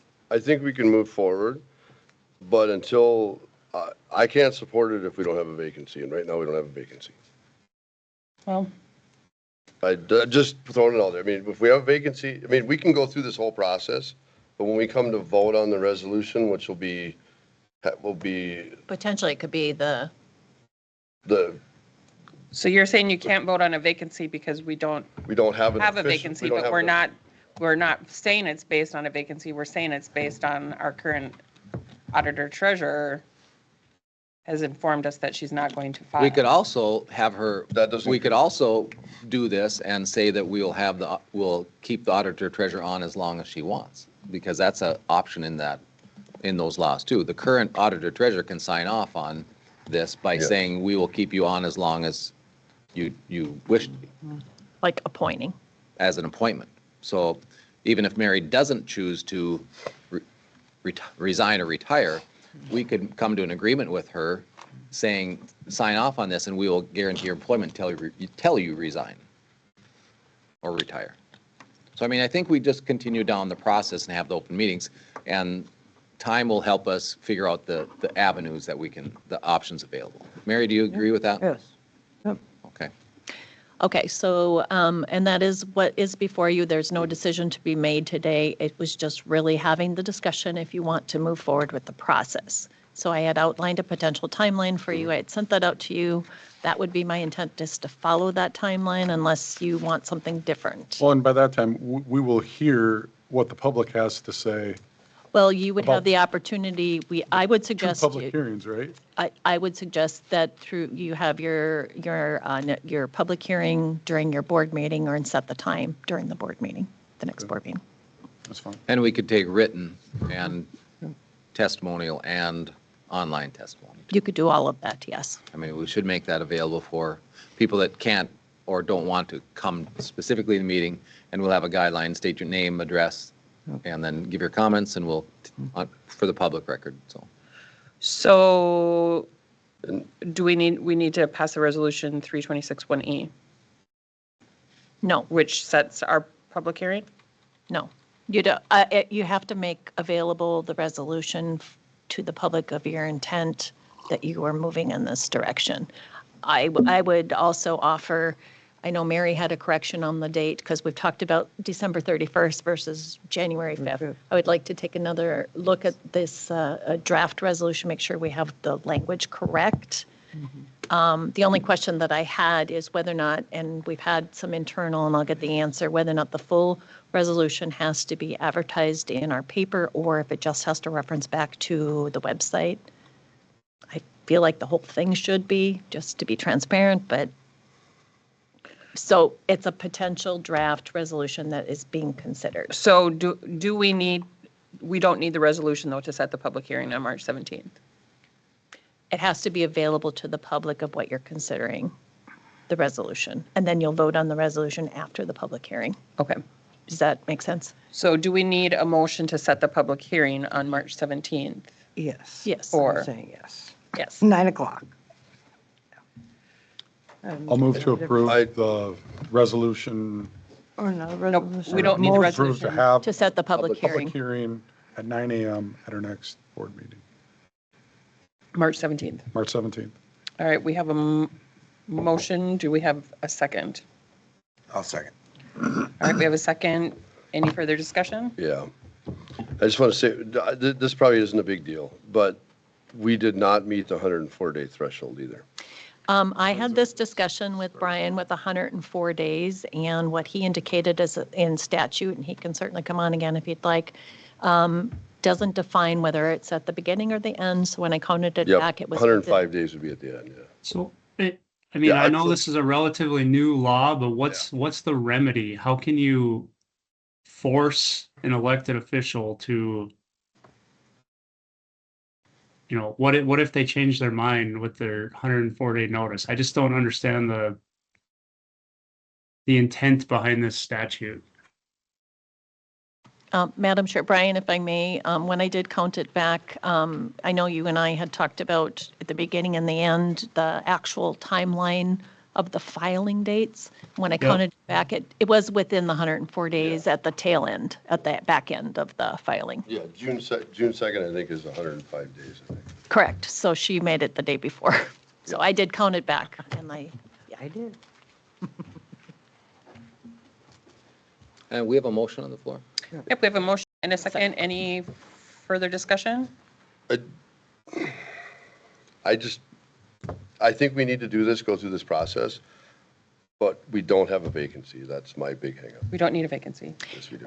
Madam Chair, if I may, I know Brian has given his opinion. I know I've read the statute. I am not an attorney. Mary's not an attorney. We have different opinions. Brian is the expert. Is there anything else you want me to do from a legal standpoint as far as? I think the other, like, maybe we need to consult with other agency or other counties that have recently done this, using the statute to see, did they have a vacancy? If that's what we're saying we're needing. I think the other one is if we come to an agreement with Mary and have her sign off on it, I think that also could counter that vacancy question. If Mary agrees to, I mean, I think you could honor it and, I mean, you could say we'll give you the salary until you resign.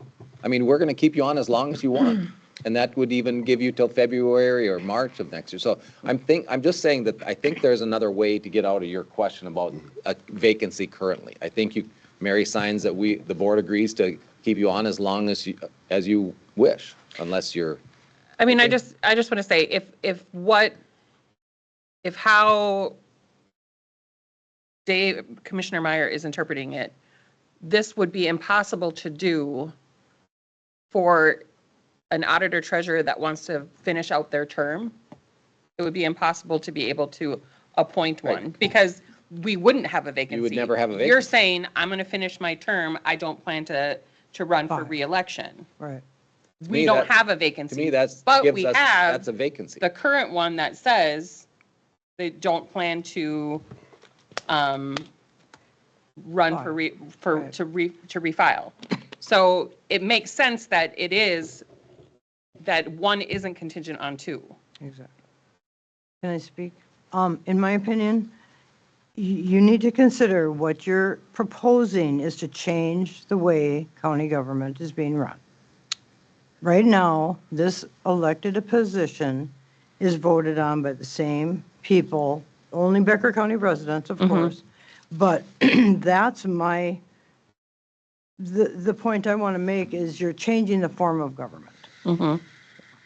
And I think what we're saying is no one here is saying that this is what we're going to do. Right. We want to set the public hearing to hear from get the public opinion on it, and then we'll make the decision. Yeah, that's what the. Yep. Yeah, and Madam, to your point, truly you are reporting to the public. Yeah. And if this were modified and changed to an appointed, that individual, whomever that person would be reporting to the board. Yes. Yes. Okay, we have a motion and a second. Any further discussion? All those in favor signify by saying aye. Aye. Opposed? Motion carries. Thank you. Thanks, Mary. Thanks, Mary. Thank you, Madam Chair. That's all I have.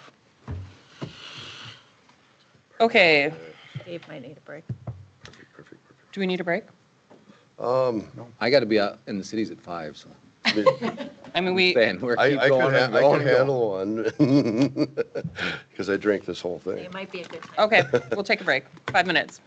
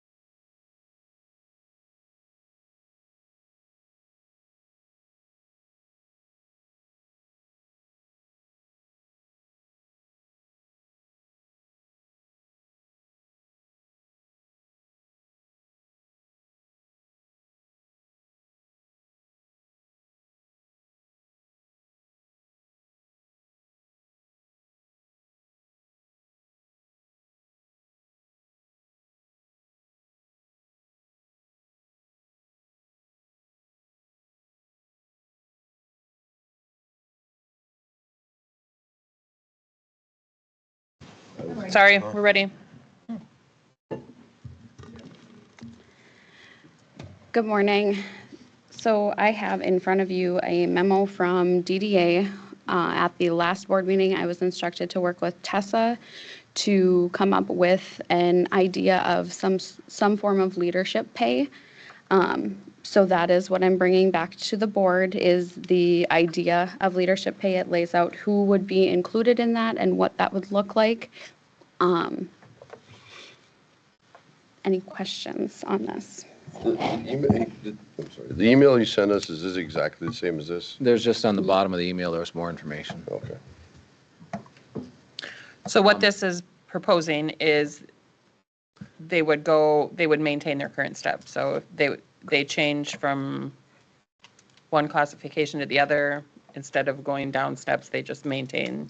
The current step that they were current step. on in the previous grade, yes. That's Madam correct. Chair, the question I had was kind of, I would like to see if there was any other options. Like, I mean, if it's, someone transfers and it's 3 steps, I think, would there be you only go down maximum 1 step for leadership? I mean, so if you go up a band, I get the terms mixed up, but if you go up to the next level and you're at a 7, the lowest you could go is a 6, and instead of going at a 3 or a 4, or, I'm just wondering if that, because I haven't seen where these fall into. I think in the original, we had that, I could go back and look, you had the steps where how many steps were in between, but is there more than 1 step in any of these? The only position is the highest paid position in the county, which is the county administrator's position. That is the only position that would have lost more than 1 step. And that's really the only time that is an ability with the current grid that we have.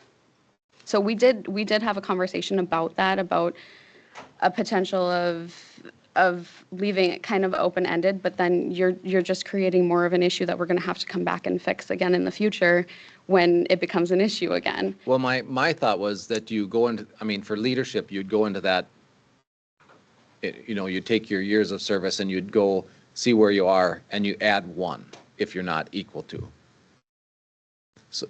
So it's just like you'd go in like everyone else, but you'd get plus for leadership, you go +1 lane. Step. 1 extra step. Whatever it is. 1 more year of service. But the steps really aren't tied to, we have longevity that ties to the years of service. You accelerate through the steps by years of service? On your anniversary date, yes, but you're We don't placed have into a longevity step. for 4 years of service for employees hired after 2018. We do. They have to hit quite a bit higher threshold for years of service, yes. Yep. I'm just said whatever we call it, when you're in what is it, lanes and steps on this Grades one? and steps. Grades and steps. Grades yep. and steps. So if you go up a grade, if you would transfer just like every other, with leadership, you would get +1 if not more than what you currently were in your step. That would be then they would be maintaining their current step. +1. You transfer over into your, you'd max +1. You transfer over just like you would everyone does, transferred over, so you'd go probably down a step or 2. So they'd get the closest step to 4.5%, let's say. That, like right now, all employees are at 1.5%. If we're going to say each step is right around 3%. So what you're proposing is they would, instead of going in at 1.5%, they would go in at 4.5%. You'd get 1 extra step. So that would be 3, if that's 3%, that would be That's where I would like to see that. I was thinking that would be the option. So you're not, if we have a 6, I don't know if there's a big jump. I don't think there would be that big a jump, but if there would be, that's where I was thinking we could look at that compromise. My opinion, I think we should have it the same across the board. I think we should, we've been, this has been a issue ever since we implemented the new pay scale, and I think we would be doing a huge disservice to all of our employees if we say Now, leadership, you're going to get what all the other employees have wanted this whole time. You're going to get a additional pay, and I just think we need to do the same 1.5% to determine their step.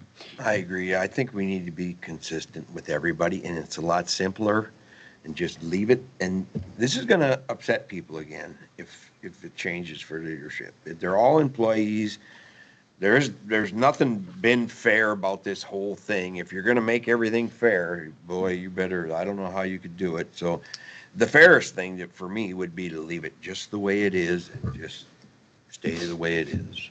But If I may, so one example that I had seen, I was not here when this change happened, but there was previously a difference in vacation accrual for leadership versus normal employees. That was done away with, and in my opinion, it was probably done away with because we wanted equality across all positions. It wasn't leadership, it was exempt versus non-exempt is what the difference in vacation was. Got it, okay. Which, I mean, I agree, we probably should look at that because there is a difference between exempt and non-exempt, but that would be one way to. Madam Chair, Tira, how many people does this affect? Currently, for last year's review phase, it would be 5 positions that were outlined that were being affected. But in total, honestly, I didn't count. 5 positions that would be $26,000 more.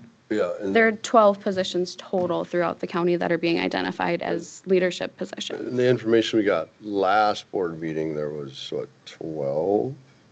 There was 11 11 total from total, last year. Yep. That's total list. Yeah. This is all the department heads. Yeah, there's 12 listed here. Yeah, but the information we got for all the employees that were, all the positions that were going up a grade, that got reevaluated when a grade, there's 11 of those from the last board. Oh, Yeah, oh, that's what yep, I'm trying to say. yep, sorry. Yeah. So we already approved the overall pay scale. So really what we need to decide is, do we want to add an additional leadership policy for leadership? Is there something else we can do for leadership Well, I think, that isn't involved in the pay scale? that doesn't involve the pay scale? I So mean, that's where that Tara was- was thinking the Yeah, the vacation. vacation. Well, that was a conversation that we had with Tessa. She did bring up potentially like lump sum payments, if that's something that we wanted to consider. There are other options. Really what we were honing in on is what conversation we had at the last board meeting, which was we wanted something potentially to get leadership more in line with where they were in their previous grade going into their new grades. I mean, I'm not opposed to looking for other things that, we could potentially do for leadership.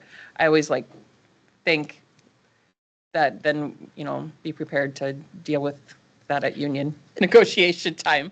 But So if I may, I mean, I'm in a leadership position. I've been in other leadership positions. Yes, it comes with additional responsibility, but it also comes with more money right off the bat. This is my opinion, and take it or leave it. In my opinion, you should be following the same general guidelines as everyone else. Saying that leadership is, I mean, quite honestly, it's kind of saying they're more important, which, yes, they have increased responsibilities, but they're not any more important than anyone else. So, with that being said, does anybody feel we need to make any changes to our policy Well, I would like, or additional direction? from I would Tara? have, I think I've heard quite clearly 2 commissioners. I would think, I would like to see a little bit different. I don't know if this one is exactly where I'm at. I was going to say, you did talk to Tessa about other options. Correct. We talked about potentially like lump sum type of things But that did you they've done in talk other- about other options on the scale? Really what Commissioner Nelson is leaning towards, they would end up at the same place as if they just maintain their current step. The only position in the county that would really be affected by only getting one increased step would be the county administrator. That's the only position that lost more than one step. I'm sorry. And that's currently, I mean, who knows what in 5 years could, I mean, Yep. we're talking currently.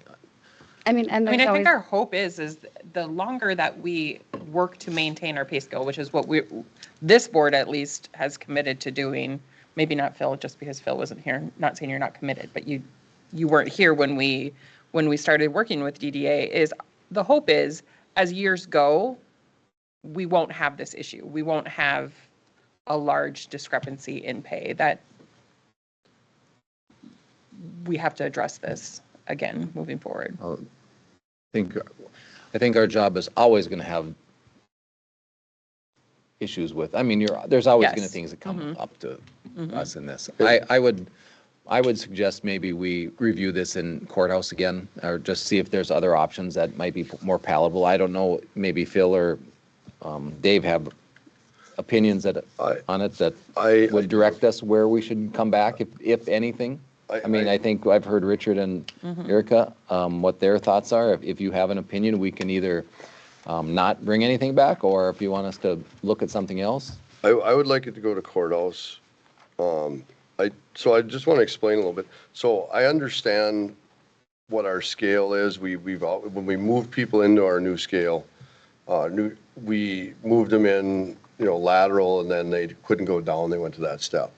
And then we added that 1.5% for, but we did that for the career ladder, and now we're gonna, so I understand what the employees are coming from, because the steps are based on years of service on their anniversary date. So I get why, I understand why do I go get a new grade, but I lose a year of experience? So I get what they're saying. But, so to me, that is different than when they originally went in the scale. That's the way I look at it. I don't know if this is the right answer, so I would like to go back to courthouse to see if we can come up with something that might be the right answer. Because I understand what both you guys are saying. It makes sense to me. But what we're proposing is not all employees, only leadership. Yes. So what your concern is based on all employees. Yes. But we're only going to address leadership. The scenario that I look at, Yeah. and I've seen it happen I've seen it before, where you have a employee in leadership that has been here for 30 years and they retire, and you hire back at a higher rate for a new employee that's had no experience. You have to gain that now, and I think we're getting ahead of that now, but you're hiring back someone at a higher price and you just lost that 30-year experience leadership. It's like that to me that's just tough to swallow. So I don't know how to do that, and maybe a specific market study for each position. I mean, that is what we're doing, but I don't know. I mean, I feel like you see that no matter where, government, non-government, you're going to pay more now because there's been a drastic change in wages across the board everywhere the last 6 years. So when you have that 30 years of experience and then you lose it, you're not going to pay what that person made 30 years ago starting. Like there's been such a huge increase in wages in the since COVID that this is going to be, we're always going to. I think what he's saying is someone moves, or they're in a grade that because we moved in the scale, instead of them being at step 10, they're at step 6. Okay, now they retire when they're at step 8. We hire a new person to replace them. We got to put them at step 9 or 10 because otherwise we aren't going to get them. That's what you're saying, right? Yeah, sort of. That's part, yes, Yeah. but I'm referencing a specific one where, I mean, in my mind, I'm thinking of a specific case where they retired, been there for their whole career, and you have to hire, now, again, we're getting ahead of that by doing these studies. I mean, I think the studies got us ahead of that, but it's like, I just don't want to fall into that. I mean, I look at a department head here now, and to get that, are we going to have to put them in I mean, now we're negotiating where they're going to come in at that scale. So we have someone here and we drop them down because we changed it. So, and if they say, I want to quit and I want to reapply for this position, we would probably have to put them at a grade 5 or 6 to get, we'd have to hire them back at a higher grade, at a higher level. Now, you don't do that with your, masses, I mean, your other employees, but that you negotiate those top I mean, positions. those, if we want to talk about those positions that have been here for 20, 30 years and they quit and apply back, they lose their longevity. Well, they I'm talking would be- I'm talking a 7-year employee that gets down to, now you're putting them down, you put them back in and now we're going to drop you a grade. It's like, well, or a step, raise your grade, drop you a step. So, well, now if I reapplied for this, where would I come in at? Where would you hire a new person to fill this position at? I think that's the question I have. And we throw Carrie under the bus all the time. Where could we hire a qualified person to do this job? Would we start them? Would we negotiate now? We'll give you step 1.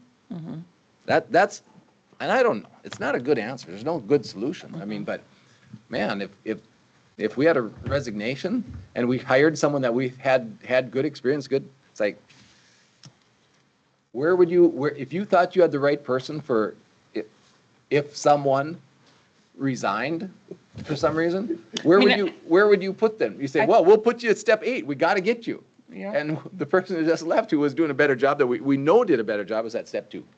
I mean, I think That's the point. you could make that argument with any employee. Well, most employees don't get the opportunity to negotiate their steps. Yeah. When they start, you mean? Yeah. Quite honestly, everyone has the opportunity. They just may or may not get the job. We have a When you level have in mind, a when you have step in 30 mind. applicants for a job that are all qualified. I mean, anyway, Yep. I haven't heard anything from Philbert, so I think without the support of the board, I think we bring it back to committee and review and come with some. Is there any sort of guidance that I can get to bring back to Tessa of what we're actually wanting to do? I think if she could provide us with any information, if there's any other counties looking at something like this, to give us some more knowledge on it. Or if you can, I don't necessarily, I don't disagree with the leadership part. I like that. But I also would like her to look at all employees. Like, what are counties doing for all employees that are moving up a grade? So she did answer that question Okay. during the last board meeting, and great, she did.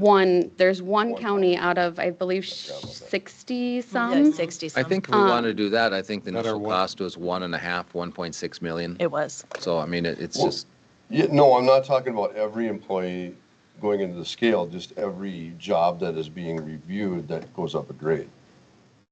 I don't know how you'd, Madam Chair, I don't know how I don't know how you'd predict that just because you don't know what the market's going to drive. Correct. So, I guess Madam- that would be the uncertainty of this. Madam Chair, we'll finish that thought. 60 counties were what? Tessa, the last board meeting that she did attend in reference to this policy, she did say that they have approximately, it was over 60 counties that they service for their comp plans. And there's only one other county that they service that are actually moving, when they move people a grade, they move them to the current step that they were on at the previous grade. The other 60 some do this way. Yeah. Correct. 1.5. Well, then, Well, no, they're. there's many of them that don't do anything. It's next closest step without any sort of minimum. It's just next closest step like we did when we Sure. came into the new scale. Madam Chair, I think the overall feel of the board is to send it to committee and review it. And if committee sees an opportunity that might be favorable to the board, we bring it forward. If not, it would probably die if we don't find anything that's. Madam Chair, Commissioner Nelson, isn't that what we just told Tiara at the last meeting to go back and look at this a little closer? I mean, now we're asking her to do, when she calls Tessa, what's she gonna say? I mean, is Well, there I've heard something from else you can do? I've heard from that- 2 commissioners that are not in favor of this, and I now I don't know what you're saying or what you're asking, so I don't know where if you're for it or against it, I don't know. Dave and I just said we would like to bring it back to committee and review it, and if it doesn't have any information pertinent to it, it'll die there. So if you have an opinion, if you want to move forward with it as is or not, then I would like to hear that. I am way behind in all this. This is not, I'm listening mostly, but when you say Tiara, go back, we did that at the last meeting. So what is she going to go back? She just and asked do? me, and I asked her if she has any input or Tessa has any other knowledge that we could glean from this. If not, we'll just say, well, maybe we're just dead in the water here. Madam Chair, I did sit in on the call with Tessa, and there were different potential options that she did throw up. Of course, everything's very costly. It becomes quite complicated. And quite honestly, she really didn't have good suggestions about how to go about this. So the focus really was on maintaining steps for leadership specifically. That is, and if she were here, I believe she would say, if you're truly looking at doing something different for leadership, that's probably your best option. So I don't know, going back to her, if we're going to glean any additional information. Yeah, if it goes to committee, we just have a discussion, a dialogue. And you can certainly do that, but I just don't know. Discussion, and I don't know if there's any new information but maybe, if you sit around a table and discuss something, sometimes you come up with an option that looks You good. could certainly do that. I just don't know that she is. I just don't feel there's support right today to move forward, so. Right. But, there's information that I would have liked to dissect, how many, I'd like to see in the specific positions and where they're moving for. I saw the total dollar amount, but that's just dialogue, just discussion. So sometimes it takes a while to wrap your head around the costs and what the implications are and how this affects everyone. So if you don't want it to go to committee, then it's just dead today. We have. I'm pretty strong in that I don't think we should have, when it comes to pay, we should have different scale. If we want to talk about vacation for similar to like what we did before, exempt and non-exempt, I'm open to that discussion, but, Madam Chair. or if we want to do leadership, non-leadership. Could I just whatever, make a but- motion to bring this back to committee for discussion and possibly bring back to board if the committee deems necessary or deems appropriate? I'll make that motion. Do we have a second? I'll second. Any Madam further- Chair, may I ask, what is the information that you would like to see at the committee level? Like you said, you want to see where positions were going to go. I need a little bit more direction, so I'm prepared for Madam committee. Chair, I have a motion on the table, and We have a motion we and can a- discuss this afterwards. Motion and second. Any further discussion? All those in favor signify by saying aye. Aye. Aye. Aye. Opposed? Motion carries. Madam Chair, if I may suggest, perhaps it may be helpful at the committee level, if that's the direction that this is going, perhaps we could schedule it when Tessa could be Yeah, I was just be gonna say the present, same and then thing. you could have your direct And then conversations with her. I think we can if that talk would be about all the helpful. things you just said about vacation accrual scale and anything, all those things. Some of those things we can see what are other counties doing on that. That's one thing. Okay, moving on. Thank you, Tiara. Thank you. Thanks. Oh, you have some more, don't you?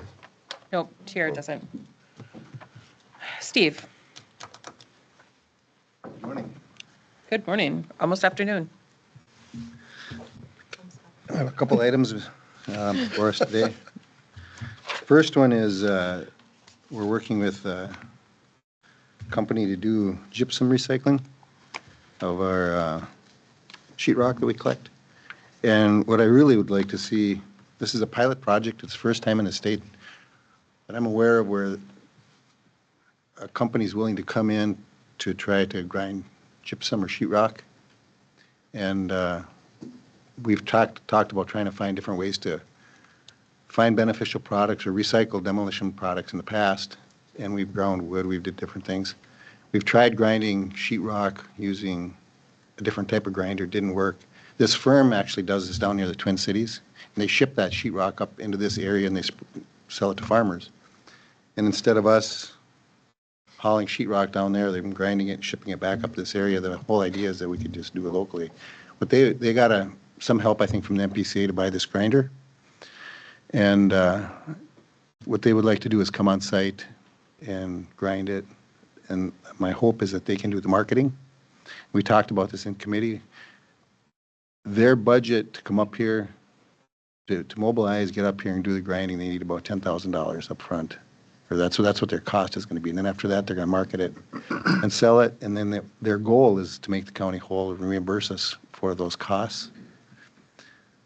That's where we're at right now. So we had a draft proposal in the board packet already. Some of that's changed because last week we had our environmental services committee, and some of the things that were brought up were the committee members felt that we would like a percentage of sales for the total amount that they grind. So if we have 500 tons and it takes them a whole week to do this, or 2 weeks or whatever it is, when we market that, and let's say they get $50 a ton or whatever it is when they market it, the county would like some reimbursement on that for the total amount that we're marketing. Because it'll be our staff that's going to be helping to move some of these products once they get done, because they're going to leave, and then it's going to be up to us to load trucks as this moves out. The other thing is that we wanted to put some criteria in there that we want this stuff moved out fairly quick. And the hope is that they grind this in the spring and the fall when farmers are going to be applying this to fields or whoever buys this, and we can just move it out quicker. So what I'd like to do, if we could get a board motion just allowing us to spend up to $10,000 to mobilize them and get them up here. In meantime, we'll go through and rewrite this proposal or contract with them and maybe bring it back to the next board meeting with an updated version of this for consideration. Because I'm hoping that this becomes a template that we can use going into the future as well. I had one question. So this probably doesn't really matter, but so the sheetrock's going to sit outside, right? It is right now, correct. So there was one part in there where they couldn't have moldy sheetrock, that's all new sheetrock. Well, if that sheetrock gets wet and sits there, and is some of that going to not be able to use then? Sure, that's a good question. So we've been storing this since last spring, and they've did the same thing where they're at to a certain degree, because they just ran out of room at their facility and they built a new facility. So they're going to come up here and take a look at the sheetrock before they grind, before they mobilize. Mm-hmm. They're going to be coming up here to look at it, and we'll stir it around to see if it meets what their requirements are. Okay. Yeah, I saw that in the contract. They would inspect it first. Madam Chair, I will move forward with the sheetrock recycle pilot project. All right, we have a motion. Do we have a second? I'll second. All right, we have a motion and a second. Any further discussion? Well, Madam Chair, I think the motion is a little vague for me to support at this time. I would like, reading through this, there are some concerns I had in the costs. Some of their costs were included in there and left vague. I just would like to see the contract, how written and signed by administration to be us at a cost neutral. So if we're not expending, at the end of the day, if we're not, so that's where I'm at. So if we can word the language, say, and I don't, you said that the new contract should come back to us. If it's cost neutral, it's not going to cost us money. And we can see that in the projected sales, and I'm okay with moving forward. I would like that to be how it's read, though, and then give administration the right to move forward with that. Madam Chair, Commissioner Nelson, we did discuss these things, and unfortunately, it's a pilot project. There's a lot we don't know, but the $10,000 mobilization cost, we did want to recoup that. We said that, how it's sold, when it's sold, we tried to put timeframes on it so that we would be made whole. I see a couple things in here too that I'm not, those gypsum sacks, I didn't think we were responsible for those. In here it says we are. So there are some things. So I would, if I may ask the motion maker in a second, just to include that, and I'm all right then with not coming back and give authorization through the committee and our administrator to move forward with this, if Becker County feels that, respectively or almost certainly can be cash neutral in the final outcome, you And know? it should be. We've already got So- tipping fees for the sheetrock. I just would like Got that paid included in something the there. motion, so And we and have- give authority to you Yeah. and to move forward with it then. And we have all the bags. They're just laying out there. And this is gonna be put in bags. If they can't sell it, which they have been selling it, we could sell it. So it's gonna be all bagged up and so, yeah, there's no guarantee on nothing, but that's our goal is to. The projection is that we would be, Make a buck on it, not much, but make something and it doesn't. but if you, I mean, Going I to think in the land. motion, if that was included, then I would change that. Yeah, I would Yeah. too. I would go whatever he said. just give authorization to administration and the committee to move forward with this being a projected cash neutral. And let's put a time frame on it too. Let's put by the end of the year so that we can reassess, because that second contract's going to look a lot different than this one, Yeah, good point. depending on what happens. Sure. So does that give you direction, Oh, yeah. Steve? Does that help? I understand what you're trying to do. That's- Okay, all in favor signify by saying aye. Aye. Opposed? Motion carried. The second item was a request to enter into a contract to develop a solid waste management plan for 2027 through 2037. The county is obligated to have a solid waste management plan by statute. We did it in the past. Committee recommend the cheaper one? Oh, yeah. Okay, motion approved. Yeah, yeah, that's all I want to know, because there's two of them on there and I didn't know. And you've worked with them before. Well, Widseth, They Steve has have worked, been. Steve did the last one by himself. It's a lot of work. He's going to have to be involved completely with it anyway, but they're going to do the lion majority of the work. He's going to provide the information. That's what Widseth was so much cheaper. Yeah. Did you make? You can motion, I'll And a second. And a Yeah, second? second. All right, any further discussion? All those in favor signify by saying aye. Aye. Opposed? And just understand too, that permit is going to be coming. We'll need to approve a permit down the road here too. So that isn't the same as this. This is a plan. So, okay. Okay, Thank you. Thanks, Perfect. Steve. Thanks, Steve. Questions? nope, thank you. Hello, Sheriff. Good morning. I have one item today. Madam Chair, Barry members, has a meeting at 5, so you know, in the city. I'll make it I as thought quick you were going to as say I has a question about boat and water. can. We're Oh, beyond that. no, yeah, We're not beyond it. We can move We move are. on. I have one item, and it is a request for increasing jail nursing coverage, obviously our jail. And the reason this request is coming forward today is because of a mandate that was put into effect by the legislature last July of 25, which is under Minnesota statute 241.021 subdivision 4F. Also Basi- known as the Larry Larry. Larry Hill Act, correct. And I asked Paula to be here today because she works closely with our nursing staff and sees what is coming into our jails. Just a little history, effective July 1st, 2025, per that statute, it requires correctional facilities to continue administering medications exactly as prescribed before a person's incarceration, unless the jail provider can reach the original prescriber and both parties agree to a change. Used to be what was medically necessary to be in our jail. Now it's whatever they were using prior to coming in. Then, This- and to point out, not necessarily using, but prescribed. Prescribed. So they that's could have been correct. off this medication that's prescribed for months and months at a time. But Exactly. now, we have to follow what they were, so Yes. it's, they might not necessarily even be using it anymore, so. It restricts medical decision-making and could lead to adverse effects, obviously, on inmates' health. It may not be appropriate for their current condition. This mandate has put a strain on our current nursing staff and jail staff due to the large amounts of medications inmates are on prior to incarceration.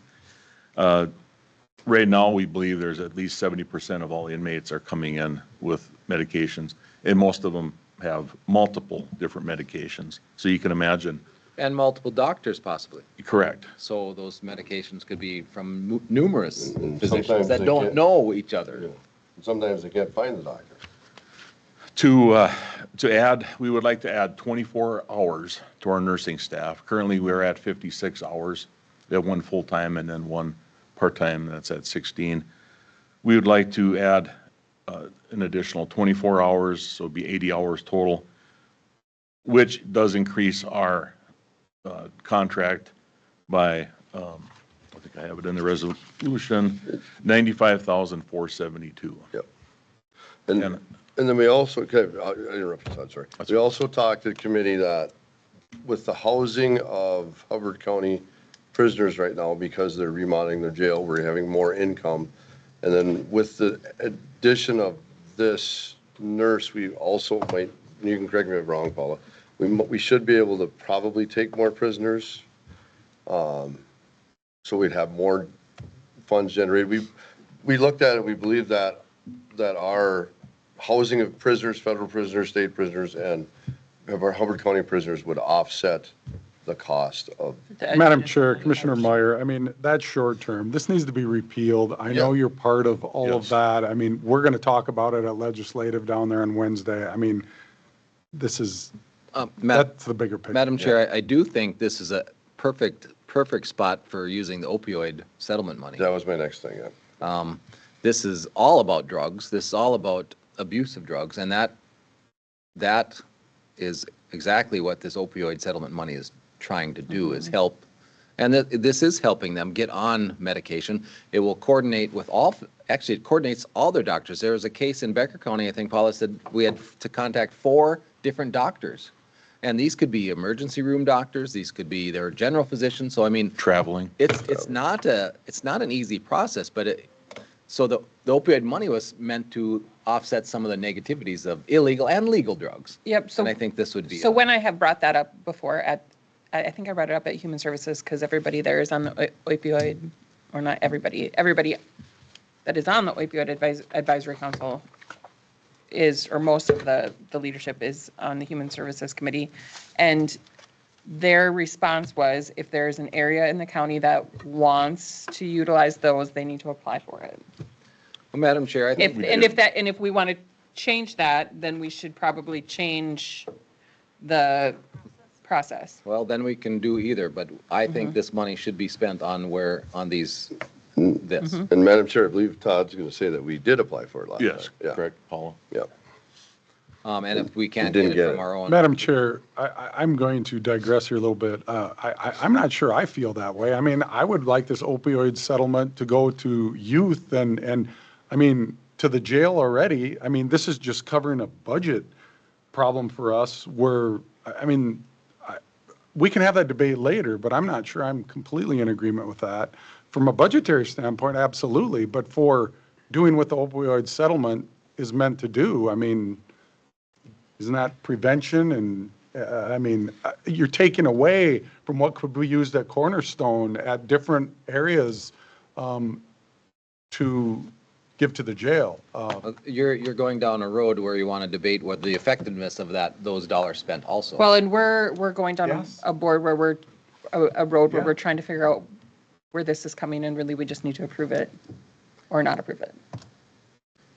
I mean, I think that's, the opioid money is for a different day, is what I'm trying to Yes. say. I don't think it is for a different day. I think we say that we move forward with the additional nursing and pay out of opioid. I don't think we need the recommendation committee's approval to spend the money.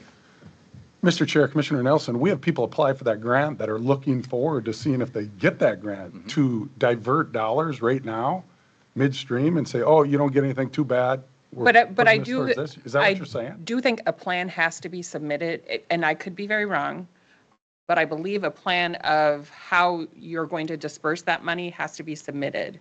And what we're currently doing is the plan that has been submitted. So I think if we're going to divert from that plan, we need to have further discussion and change that plan. I believe that plan was submitted.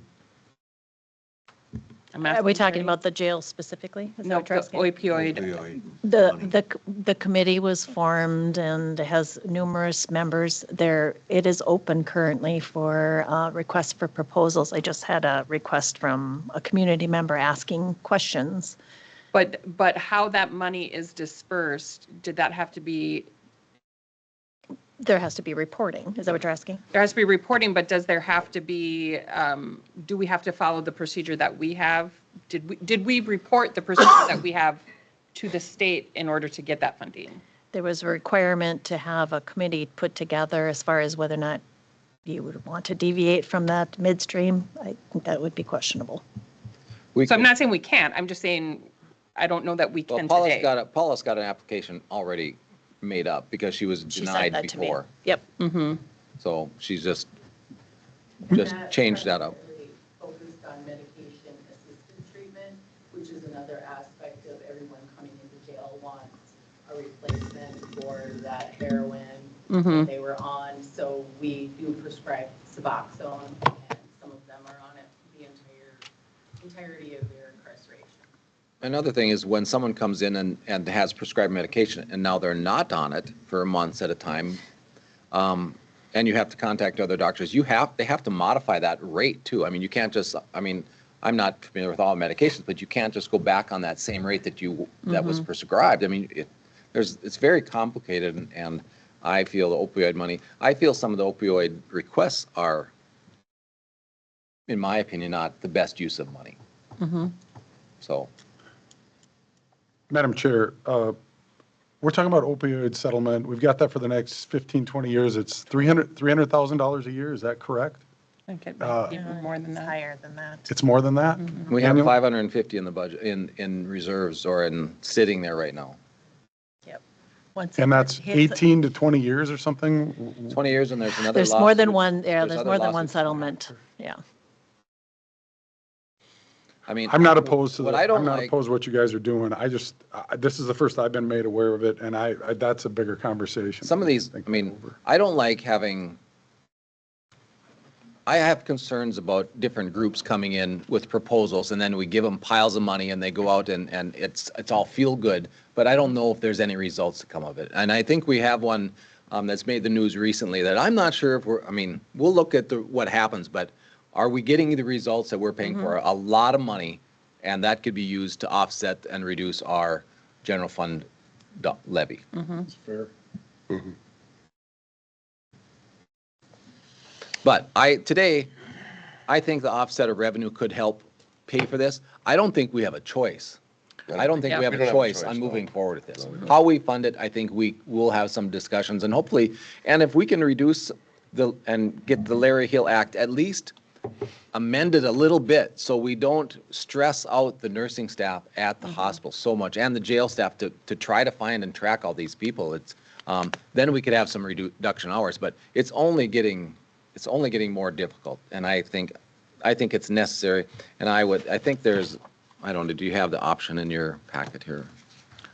But Oh, did you- the amount? Did you have that? No, I have it here though.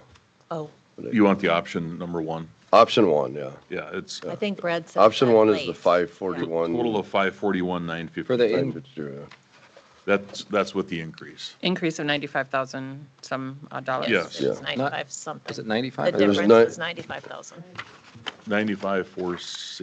472. Actually, I think I put it in the legislative. I'll make a motion to approve 1D with selecting option one from All right, the correctional contract. we have a motion. Do we have a second? Second. All those, or any further discussion? There was some money left in the budget for that, so that's not all. I mean, there was some Yeah. extra money in that line item that wasn't incurred, and it wasn't much, but there was I think 70,000. I figured, in my estimation, we were gonna have to come up with another $64,000 to $70,000. Yeah, 64 to 70, yeah. We were already projected running strong in the prisoner reimbursement. Yeah. So hopefully we're over budget there, but granted, but we have to keep an eye on this, making sure that just come to realization, this may be not in our budget at the end of the year. Madam Chair, Commissioner Nelson, so what you just described was fitting into the budget with Hubbard County inmates and With- stuff. However, going short term. forward, the That's opioid, short that term. conversation We'll have- still needs to happen. Right. Yeah. It's not coming out of opioid, it's coming out of, within their budget, hopefully. Yeah. Right. But there might be a shortfall by then. There might be a little bit, yeah. All right. Any further discussion? All those in favor signify by saying aye. Aye. Aye. Opposed? Motion carries. Just a note, the opioid advisory council meets next week. If I will be more than happy to bring these concerns to them of what the potential changes are and ask the question of what, if there's a change in how the board wants to proceed with the funding, what do we have to do? You know, If and I anything. referenced, and I don't think it's a secret, F5 has been in the news in the Fargo Forum numerous times, and we currently contract with them. And F5 is coming to the board, or to the advisory council on, I think, is it the 10th? And they gave a nice presentation, but there are concerns, as we've read, I mean, not just from what I've read, there are concerns there that want to make sure that they're Yep. doing good business. And you're not the only one that has brought those concerns to. Yeah, I don't have it. It's either the 10th or the 11th. Denise told me to. Yeah.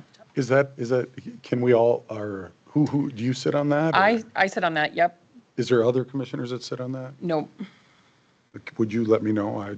yeah. This is a recommendation board that we have the final decision on it. Yes. I would Correct. like to see, when you include in the packet, I would like to see all applicants. I mean, and it doesn't have to be in our packet, but just forward us all the applicants, because I would like to see Yep. what we are approving and what we are not approving, or what. Who got denied Who got denied. by the committee? This is a lot of money.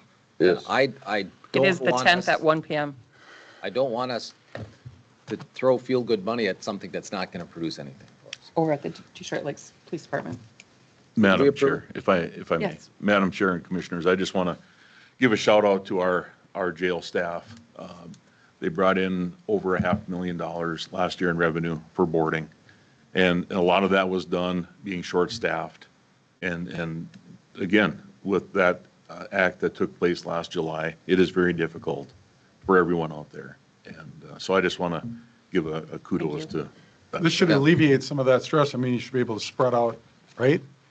Well, That's our there's goal. more requirements, so there's more work. So, Yeah. and I just said this, I can't remember who I was talking to yesterday, about the job that our jail staff does, how thankful I am that you guys are out there and doing it. Because I mean, there are times, and I remember a situation of, was it a year ago, that we had an inmate out there, just terrible, just terrible. There are some people that are just not decent people and doing things just to make it hateful for everyone else. So, thank you for, Yeah. thank everyone out there, because it's. Madam Chair, before the sheriff is excused, you did send me some additional legislative information. I'm just wondering if you just want to give a very quick synopsis to the board, if that's okay? Yeah, And I'm going to include that in our briefing. Talking the House file. Correct. I just don't remember the number. I 296. don't either. I believe it's 2966, if my memory is accurate, which is, it's a bill that's going to be presented at this legislative session regarding the tribe getting their, am I on the right track here? You Okay. are. Okay. You are. The tribe getting their own PSAP. Right, currently, obviously, the tribe is within Monoman, Clearwater, and Becker counties. All three of us, each county has a PSAP, a Public Safety Answering Point, 911 Center. And the tribe is trying to get their own. Unfortunately, they have not reached out to the sheriffs or administration regarding this. It was brought to our attention through the Emergency Communications Network, through the state, and I see some very difficult situations if that would happen. So For Becker County or for them? for the three counties right now that currently have PSAPs, we have, right now, we all share, including the tribe, we share a records management system. And our response, emergency response is plugged into that system right now. It's currently plugged in. It's taken a long time for us to get that to where it's working well. Obviously, there's situations that come up where things don't work as well, but adding this PSAP, because it is not a closed reservation, like Red Lake, for example. I understand the Red Lake Reservation having their own PSAP. With White Earth being an open reservation, we have non-tribal citizens. I can foresee chaos coming into that if that would happen. I shouldn't say chaos, but concerns. So if I am a non-White Earth member, but I live on the reservation and I call 911, is that what you're thinking? Like, would my 911 call go to White Earth or would it go Correct, to yes. Becker? So it's how does that get figured out? Yes. Gotcha. Well, Yeah. in Monoman County, they're completely, so how does the phone call know which way to go? Exactly, yeah. Again, it's already established. Well, we're gonna forward you to another number here. Yeah. I mean, you're Hold on calling for your 911, emergency. You don't wanna do that. Okay. You know, Or I'm again, gonna put you if on there's, hold. if there's a major incident, one call, several people could be calling in. One's gonna go to White Earth, one could go to Becker, or State Patrol. What is State Patrol, do they get 911 calls? no, it's dispatched through the counties. So the State Patrol doesn't have their own 911, but. Correct. We are the 911 answering center.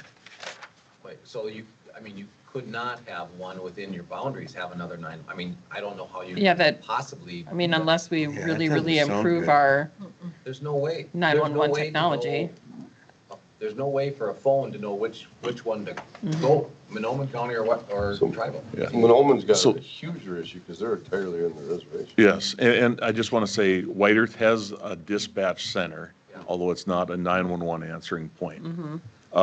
And they have very, very good people working there, Yep. and I want to say we work well with them.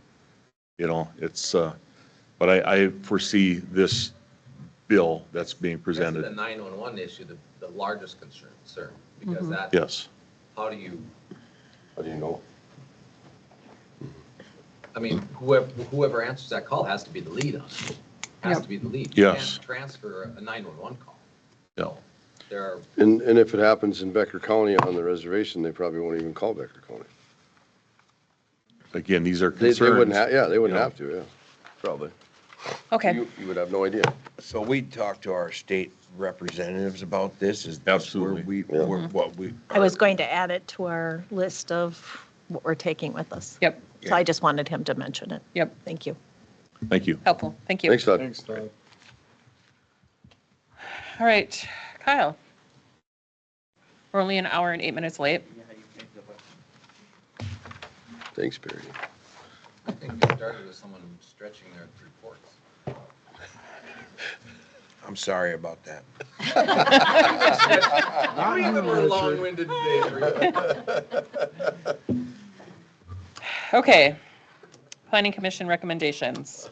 Planning Commission recommendations from February 25th, the first being a cell tower. It's an amendment to an existing document from 1994 with an increase of 40 feet to the tower itself and then a 12-foot lightning rod. Since that tower was constructed, the property surrounding it was zoned residential in about 2010 and platted into a common interest community.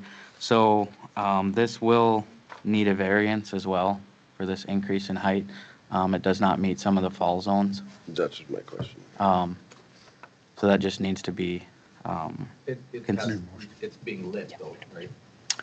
yeah, it'll have to follow all the, But I want to make sure it's got lights on it. So you can condition, I would just condition that. condition that it has lighting at the top. Yes.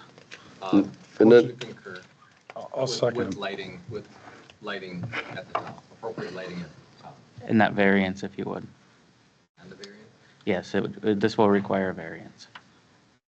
Say and the variance. Contingent Conditional on the On the approval of variance being variance. approved. Yes.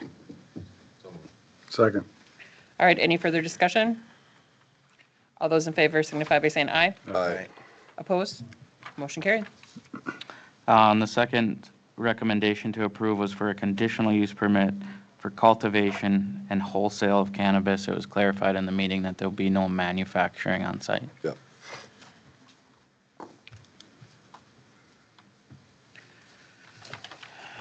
Any questions? Otherwise, I'll entertain a motion. They covered it pretty good in There was, their application. No opposition to this one. I'll make a motion. To concur? Yeah. All right, do we have a second? I will second. Any further discussion? All those in favor signify by saying aye. Aye. Opposed? I'm opposed. All right, motion carries. The second item is a request for proposal for engineering services, as we discussed a little while ago on retaining walls. This is a little bit broader. Madam Chair, Kyle, did the applicant, New Life Farms, I noticed that wasn't on here. We talked about that in planning and zoning. Did they, That will go to Burlington Township. oh, that doesn't need to come here. Okay. Nope, they have that plating approval, so, Oh, okay. All right. Sorry. yep. No, the second item is just a request for proposal for engineering services, as we had discussed. For the retaining wall. Yeah, but, majority of it is going to be that, but this is a little bit broader. In the case we have an EAW or something like that, we could certainly use their services as well. On the last page, there was just a couple inserts there. I would suggest that we put it out for 2 weeks for questioning, and then extend it another 2 weeks beyond that for the actual submittal. So it'd be about a month before you see a proposal. Do we need action on We that? need action on that. Approve the RFP? I would, I haven't seen it. I Yep, sent it, he sent it in the email. Send an email. I have a copy of it if you'd like. So I it think wasn't in he's- the board packet? No, I No, sent I it think he out sent right a after. separate email Friday. Oh, okay. Yes, I did get that. All right, any questions or corrections on the RFP? Otherwise, I will take a motion to approve the RFP publication. I will make that motion. All right, do I have a second? I'll second it. Any further discussion? All those in favor signify by saying aye. Aye. Opposed? Motion carries. Any other business? We are adjourned. Sweet. Some of us got to be done by 3:30 instead of 5. What are you doing at 3:30? Well, they got some